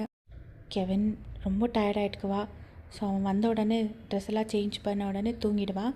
அவனை தூங்க வச்சுட்டு நீங்களும் ட்ரெஸ் எல்லாம் சேஞ்ச் பண்ணி ஃப்ரெஷ்அப் ஆகிட்டு விண்டோ கிட்ட நின்றுன்னு பார்த்துருக்குவீங்க. இவங்க ஃப்ரெஷ்அப் ஆகிட்டு வாஷ்ரூம்லேருந்து வெளியே வருவாங்க. வந்த உடனே உங்களை டக்குன்னு பேக்கப் பண்ணுவாங்க. நீங்கள் அப்படியே ஃப்ளின்ச் ஆகிடுவீங்க, ஏன்னா சடன் இம்பேக்ட்டு. அப்பா அப்போ இவங்க காது கிட்ட வந்துட்டு, பயப்படாதீங்க மிஸ்ஸஸ் மின், நான் தான் உங்கள் ஹஸ்பண்ட். ஆக்சுவலி ரொம்ப தேங்க்ஸ், இன்றைக்கி கெவின் பர்த்டே ரொம்ப ஸ்பெஷலாக இருந்துச்சு. அப்புறமா உங்ககிட்ட இன்னொரு விஷயம் சொல்லணும். இன்றைக்கி கெவினுக்கு மட்டும் பர்த்டே இல்லை, எனக்கும் பர்த்டே அப்படின்னு சொல்லுவாங்க. நீங்கள் கன்ஃபியூஸ்டாக இவங்கியை பார்க்குறீங்க இப்படி திரும்பி. அப்போ அவங்க ஏன்னா இன்றைக்கி நான் என் லைஃப்பை புதுசாக ஸ்டார்ட் பண்ண போகிறேன், உன்னை ஃபுல்லாக என் ஒய்ஃபாக ஆக்க போகிறேன் அப்படின்வாங்க. உங்களுக்கு லைட்டாக புரிஞ்சிடும் அவங்க எந்த விஷயத்தை பற்றி பேசினுக்கிறாங்கன்னு சொல்லிட்டு. அப்போ உங்களை அவங்க சைட் திருப்புவாங்க. உங்களுக்கு ஒரு மாதிரி ஷையாக இருக்கோ, நீங்கள் ஹெட் டவுன் பண்ணிகிட்டே நின்றுக்குவீங்க. உங்கள் சின்ன அவங்க பிடிச்சிட்டு மேலே தூக்கி அவங்க ஃபேஸை பார்க்க வச்சுட்டு, நீ என்ன சொல்கிற, நீ ரெடியா என் கூட லைஃப் ஸ்டார்ட் பண்ணுறதுக்கு அப்படின்னு கேட்குவாங்க. அப்போ நீங்கள் ஷையாக ஹெட் நாட் பண்ணுவீங்க. அப்போ யோங்கி உங்கள் கண்ணையே பார்க்குவாங்க. அப்படியே அவங்க கண் உங்கள் லிப்ஸ் மேலே விழும். உங்கள் லிப்ஸையே பார்த்துட்டு உங்கள் கண்ணை பார்க்குவாங்க, ஒரு மாதிரி பர்மிஷன் கேட்குற மாதிரி. நான் உன்னை கிஸ் பண்ணவா அப்படின்னு கேட்குவாங்க. அப்போ நீங்கள் மறுபடியும் ஷையாக ஹெட் நாட் பண்ணுவீங்க. டக்குன்னு கிஸ் பண்ணிடுவாங்க. Full of love and passionate கிஸ்ஸாக இருக்கும் அது. கிஸ் பண்ணிவிட்டு உங்களை ப்ரைடல் ஸ்டைலில் தூக்குவாங்க. நீங்கள் சடனாக எங்கேயா கெவின் தூங்கின்னுக்கிறா அப்படின்னு சொல்வீங்க. அப்போது அவள் டீப் ஸ்லீப்பர், உன் புருஷா மாதிரி எழுந்திரிக்க மாட்டா, நீ ஒன்றும் பயப்படாத அப்படின்னு சொல்லிவிட்டு உங்களை தூக்கிட்டு போயிட்டு பெட் மேலே படுக்க வச்சுட்டு கெவினை சைடில் படுக்க வச்சு நடுவில் பில்லை வச்சுருவாங்க. வச்சுட்டு உங்கள் மேலே ஹோவர் ஆகிட்டு மறுபடியும் கிஸ் பண்ணுறதுக்கு ஸ்டார்ட் பண்ணுவாங்க. அப்படியே அந்த கிஸ் வந்து ரஃபாக மாறும். கொஞ்சம் நேரத்துலேயே அவங்க 2 பேரோட கிளாத்ஸு ஃப்ளோர் மேலே இருக்கும். அதுக்கப்புறமா என்னென்ன நடக்கும்னு நீங்கள் இமேஜின் பண்ணிக்கோங்க. இப்படியே டைம் ஸ்கிப் ஆகும். நெக்ஸ்ட் டே மார்னிங் உங்களால் எந்திரிக்கவே முடியல. அப்படி கூட கஷ்டப்பட்டு எந்திரிச்சு போயிட்டு குளிச்சுட்டு கீழே போவீங்க. கெவின் வந்துட்டு யூங்கிக்கிட்ட இருக்குவாங்க. யூங்கி தான் அவங்கள குளிக்க வச்சு எல்லாம் ரெடி பண்ணியிருக்குவாங்க. யூங்கி ஃபேஸில் ஒரு மாதிரி ஹாப்பினஸ், உங்களை பார்த்த உடனே ஒரு மாதிரி ஸ்மர்க் ப்ளஸ் ஸ்மைல் ரெண்டுமே பண்ணுவாங்க. உங்களுக்கு ஃபுல் ஷை ஆகிடும். உங்கள் மாமியார் உங்களே பார்த்து ஸ்மைல் பண்ணிவிட்டு, என்ன இன்றைக்கி உன் ஃபேஸில் டிஃப்ரெண்ட்டாக ஒரு க்ளோ தெரியுதே அப்படின்னு கேட்குவாங்க. அப்போ நீங்கள் அதெல்லாம் ஒன்றும் இல்லை அத்தை, நான் எப்பயுமே இருக்கிற மாதிரி தான் இருக்கேன் அப்படின்னு சொல்வீங்க. அப்போ உங்கள் மாமியார், இல்லை இன்றைக்கி என்னமோ டிஃப்ரெண்ட்டாக இருக்குது, அந்த டிஃப்ரென்ஸுக்கு என்ன ரீசனுன்னு எனக்கு தெரியும் அப்படின்வாங்க. அப்போ நீங்கள் அத்தை அப்படின்னு சொல்லிவிட்டு ஒரு மாதிரி வைட் ஐஸில் பார்க்குவீங்க. அப்போது உன் நெக்கு மேலே இருக்கிற மார்க்கே சொல்லிடுச்சு அப்படின்னு சொல்லுவாங்க. அப்போ நீங்கள் டக்குன்னு உங்கள் ஹேர்ஸ் எல்லாம் முன்னாடி புல் பண்ணிக்குவீங்க. அப்போ உங்கள் மாமியார், எனக்கு ரொம்ப சந்தோஷமாக இருக்குது வயன், கடைசிக்கும் என் புள்ள உன் கூட லைஃப் ஸ்டார்ட் பண்ணானேன்னு, நீங்கள் 2 பேரும் இப்படியே சந்தோஷமாக இருக்கணும் அப்படின்னு சொல்லிவிட்டு அங்கேருந்து வெளியே போயிடுவாங்க. இப்படியே டைம் அண்ட் டே ஸ்கிப்பாக இருக்கும். நம்ம யூங்கி வந்துட்டு நல்லா ரொமான்டிக்காக ரொம்ப நல்லா பார்த்துன்னுக்குவாங்க, ரொம்ப லவ் பண்ணின்னுக்குவாங்க நம்ம வயனை. அப்படியே ஒரு நாள் நீங்கள் ரொம்ப அப்செட்டாக உட்காந்துன்னுக்குவீங்க. யூங்கி ஆஃபீஸில் வந்தப்போ உங்களை தேடுவாங்க. பட் நீங்கள் ரூமில் இருப்பீங்க. அவங்களுக்கு ஒரு மாதிரி டவுட், ஏன்னா நீங்கள் எப்போவுமே அப்படி ரூமில் இருந்ததில்லை, ஹாலில் எல்லோரும் கூடவும் டைம் ஸ்பெண்ட் பண்ணின்னுக்குவீங்க. யூங்கி வந்துட்டு, என்னாச்சு வயன், உடம்புக்கு ஏதாவது முடியலையா, ஏன் ரூமில் உட்காந்துன்னுக்கிற அப்படின்னு கேட்குவாங்க. நீங்கள் வந்துட்டு யூங்கியை இக்னோர் பண்ணிவிட்டு, இருங்க நான் உங்களுக்கு தண்ணி எடுத்துன்னு வரேன் அப்படின்னு சொல்லிவிட்டு எந்திரிக்குவாங்க. அப்போது யூங்கி உங்கள் கையை பிடிச்சிட்டு புல் பண்ணி உங்கள் பேக்கப் பண்ணி நெக் மேலே கிஸ் பண்ணிவிட்டு, என்னடி ஆச்சு, எதுக்கு என்ன இக்னோர் பண்ணின்னுக்கிற, ரீசன் சொன்னால் தானே எனக்கு புரியும் அப்படின்னு கேட்பாங்க. அப்போ நீங்கள் ஒரு நிமிஷம் இருங்க அப்படின்னு சொல்லிவிட்டு நீங்கள் அவங்கக்கிட்ட ஹக் பிரேக் பண்ணிவிட்டு ட்ரார்லேருந்து ஏதோ ஒன்று எடுத்துன்னு வந்து காமிக்குவீங்க. உங்கள் கண்ணில் ஃபுல்லாக டியர்ஸு. பட் யூங்கி வந்துட்டு ஃபுல் ஹாப்பியாக அந்த கம்மி ஸ்மைல் காமிச்சிக்குவாங்க. ஏய் என்னடி இந்த விஷயத்த போய் இப்படி அழுது சொல்லின்னுக்கிற அப்படின்வாங்க. அப்போ நீங்கள், இல்லைங்க, இன்னும் கெவின்க்கு இப்போ தான் 1.5 years ஆகுது, அதுக்குள்ளே நான் ப்ரெக்னென்ட்டு, இந்த குழந்தையால் கெவின் லெஃப்ட் அவுட் ஆகிட்டானா, அவன் மேலே இருக்கிற அட்டென்ஷன் எனக்கு கம்மியாயிடுச்சுன்னா எனக்கு பயமாக இருக்குங்க அப்படின்னு சொல்வீங்க. அப்போ யூங்கி உங்களை பெட் மேலே உட்கார வச்சுட்டு உங்கள் முன்னாடி நீல் டவுன் பண்ணிவிட்டு, இதை பார் வையன், எனக்கு உன் மேலே ஃபுல்லாக நம்பிக்கை இருக்குது. நீ நம்ம 2 குழந்தைங்களையும் நல்லபடியாக பார்த்துக்குவேன், நல்லபடியாக வளர்ப்பேன்ற நம்பிக்கை எனக்கு இருக்குது. இதுக்கெல்லாம் போய் யாராவது அழுகுறாங்களாடி? இது எவ்வளோ பெரிய விஷயம், எவ்வளோ சந்தோஷமாக நீ என்கிட்ட சொல்லணுமா இருந்துச்சு. இப்படி மூஞ்சி தூக்கி வச்சுட்டு ஆழ்ந்துட்டு சொல்லியிருக்கிற. அம்மா கிட்டே சொல்லிட்டியா அப்படின்னு கேட்குவாங்க. அப்போ நீங்கள் ஃபஸ்ட்டு உங்ககிட்ட சொல்லிவிட்டு அதுக்கப்புறமா சொல்லான்னு வெயிட் பண்ணிகிட்டு இருந்தேன் அப்படின்னு சொல்வீங்க. அப்போது சரி வா எந்திரிச்சு போயிட்டு எல்லாருக்கும் சொல்லலாம் அப்படின்னு சொல்லிவிட்டு உங்கள் மாமியாருக்கு எல்லாம் சொல்லியிருப்பீங்க. அவங்களும் பயங்கர ஹாப்பியாக இருந்திருப்பாங்க. உங்கள் அம்மா வீட்டுக்கோ கூட்டிகிட்டு போயிருப்பாங்க, அவங்களும் ரொம்ப ஹாப்பி. இப்படியே டைம் டேஸ் எல்லாம் ஸ்கிப் ஆகிருக்கும். இந்த த்ரூ அவுட் ப்ரெக்னென்சியில் உங்களை ரொம்ப நல்லா பார்த்து நின்றுக்குவாங்க உங்கள் ஃபேமிலி மெம்பர்ஸ் ஆகட்டும். Main especially Yoongi. உங்களுக்கு மூட் ஸ்விங்ஸ் இருந்தாலும், உங்களுக்கு ப்ராப்ளம்ங்க இருந்தாலும், நீங்கள் கெவினை பார்த்துக்கிறதுல நீங்கள் எந்த குறையும் வச்சுருக்க மாட்டீங்க. இப்போ நீங்கள் ஹாஸ்பிட்டலில் இருக்கீங்க, லேபர் வார்டில், உங்களுக்கு இன்றைக்கி டெலிவரி, பயங்கர கஷ்டப்பட்டுன்னுக்குவீங்க. இவங்க வெளியே பயங்கர டென்ஷனில் நின்றுக்குவாங்க கெவினை தூக்கிட்டு. உங்கள் மாமியார், உங்கள் அம்மா, உங்கள் ஃபேமிலி மெம்பர்ஸ் எல்லாமே இருப்பாங்க அங்கே. கொஞ்சம் நேரம் ஆகிட்ட பிறகு நர்ஸ் வெளியே வருவாங்க. ஒரு குட்டி பாப்பா, க்யூட்டான பாப்பாவை தூக்கிட்டு வந்து யூங்கிக்கிட்ட கொடுக்குவாங்க. யூங்கி அப்படியே கேர்ஃபுல்லாக அந்த பாப்பாவை தூக்கிட்டு அந்த குழந்தை ஃபோர்ஹெட் மேலே கிஸ் பண்ணிவிட்டு, அம்மா இங்கே பாருமா என் பொண்ணு அப்படின்னு சொல்லிவிட்டு அவங்க அம்மா கிட்ட காமிக்குவாங்க. அங்கே இருக்கிறவங்க எல்லாருக்கள்லேயும் full tears, happy tears. Of course Yoongi டாக்டர்கிட்ட போயிட்டு, டாக்டர் என் ஒய்ஃப் எப்படி இருக்காங்க, அவங்கள நான் மீட் பண்ணலாமா அப்படின்னு கேட்குவாங்க. அப்போது அஃப்கோர்ஸ் மீட் பண்ணலாம் அப்படின்னு சொல்லிவிட்டு டாக்டர் பர்மிஷன் கொடுக்குவாங்க. இவங்கியும் ரூம்குள்ளே வருவாங்க. உங்கள் ஃபேமிலி மெம்பர்ஸ் எல்லாமே மீட் பண்ணியிருப்பாங்க உங்களை. இப்போ நீங்களும் இவங்கியோ, கெவின், அப்புறமா உங்கள் குட்டி பாப்பா 4 பேர் தான் ரூமில் இருக்கீங்க. உங்கள் பொண்ணு அழுதுகிட்டே இருப்பாங்க. நீங்கள் தூக்கி எவ்வளோ சமாதானப்படுத்தினாலும் சைலண்ட்டாக ஆக மாட்டாங்க. இவங்கி தூக்கின உடனே சைலண்ட் ஆகிடுவாங்க. அப்போ நீங்கள் இதை பாரு, கிட்டே இருக்கும் போது அழுதுகிட்டே இருந்தால் அவங்க அப்பா கிட்டே போந்தும் சைலண்ட் ஆகிட்டா அப்படின்னு சொல்வீங்க. அப்போ யூங்கி ஸ்மைல் பண்ணிவிட்டு, ஜெலஸ் ஆகாதீங்க மிஸ்ஸஸ் மின், உங்கள் பையன் கூட அப்படி தான் பண்ணுவான், ஞாபகம் இருக்கா, உங்ககிட்ட மட்டும்தான் சைலண்ட்டாக இருப்பான் அப்படின்னு சொல்லுவாங்க. அப்போ நீங்கள் கெவினை தூக்கி உங்கள் செஸ்ட் கிட்ட வச்சுக்கிட்டு, எப்போவுமே என் பையன் அம்மா பையன் தான் அப்படின்னு நீங்கள் சொல்வீங்க. அப்போ யூங்கி, குழந்தைக்கு என்ன பேர் வைக்கணும் ஏதாவது யோசிச்சு வச்சுருக்கியா அப்படின்னு கேட்குவாங்க. அப்போ நீங்கள் ஹேனா அப்படின்னு சொல்வீங்க. அப்போ யூங்கி ஃபுல் ஷாக்காக வைட் ஐஸில் உங்களே பார்க்குவாங்க. அப்போ நீங்கள் அவங்களே பார்த்து ஹெட் நோட் பண்ணுவீங்க. அப்போ யூங்கி உங்கள் ஃபோர்ஹெட் மேலே கிஸ் பண்ணிவிட்டு,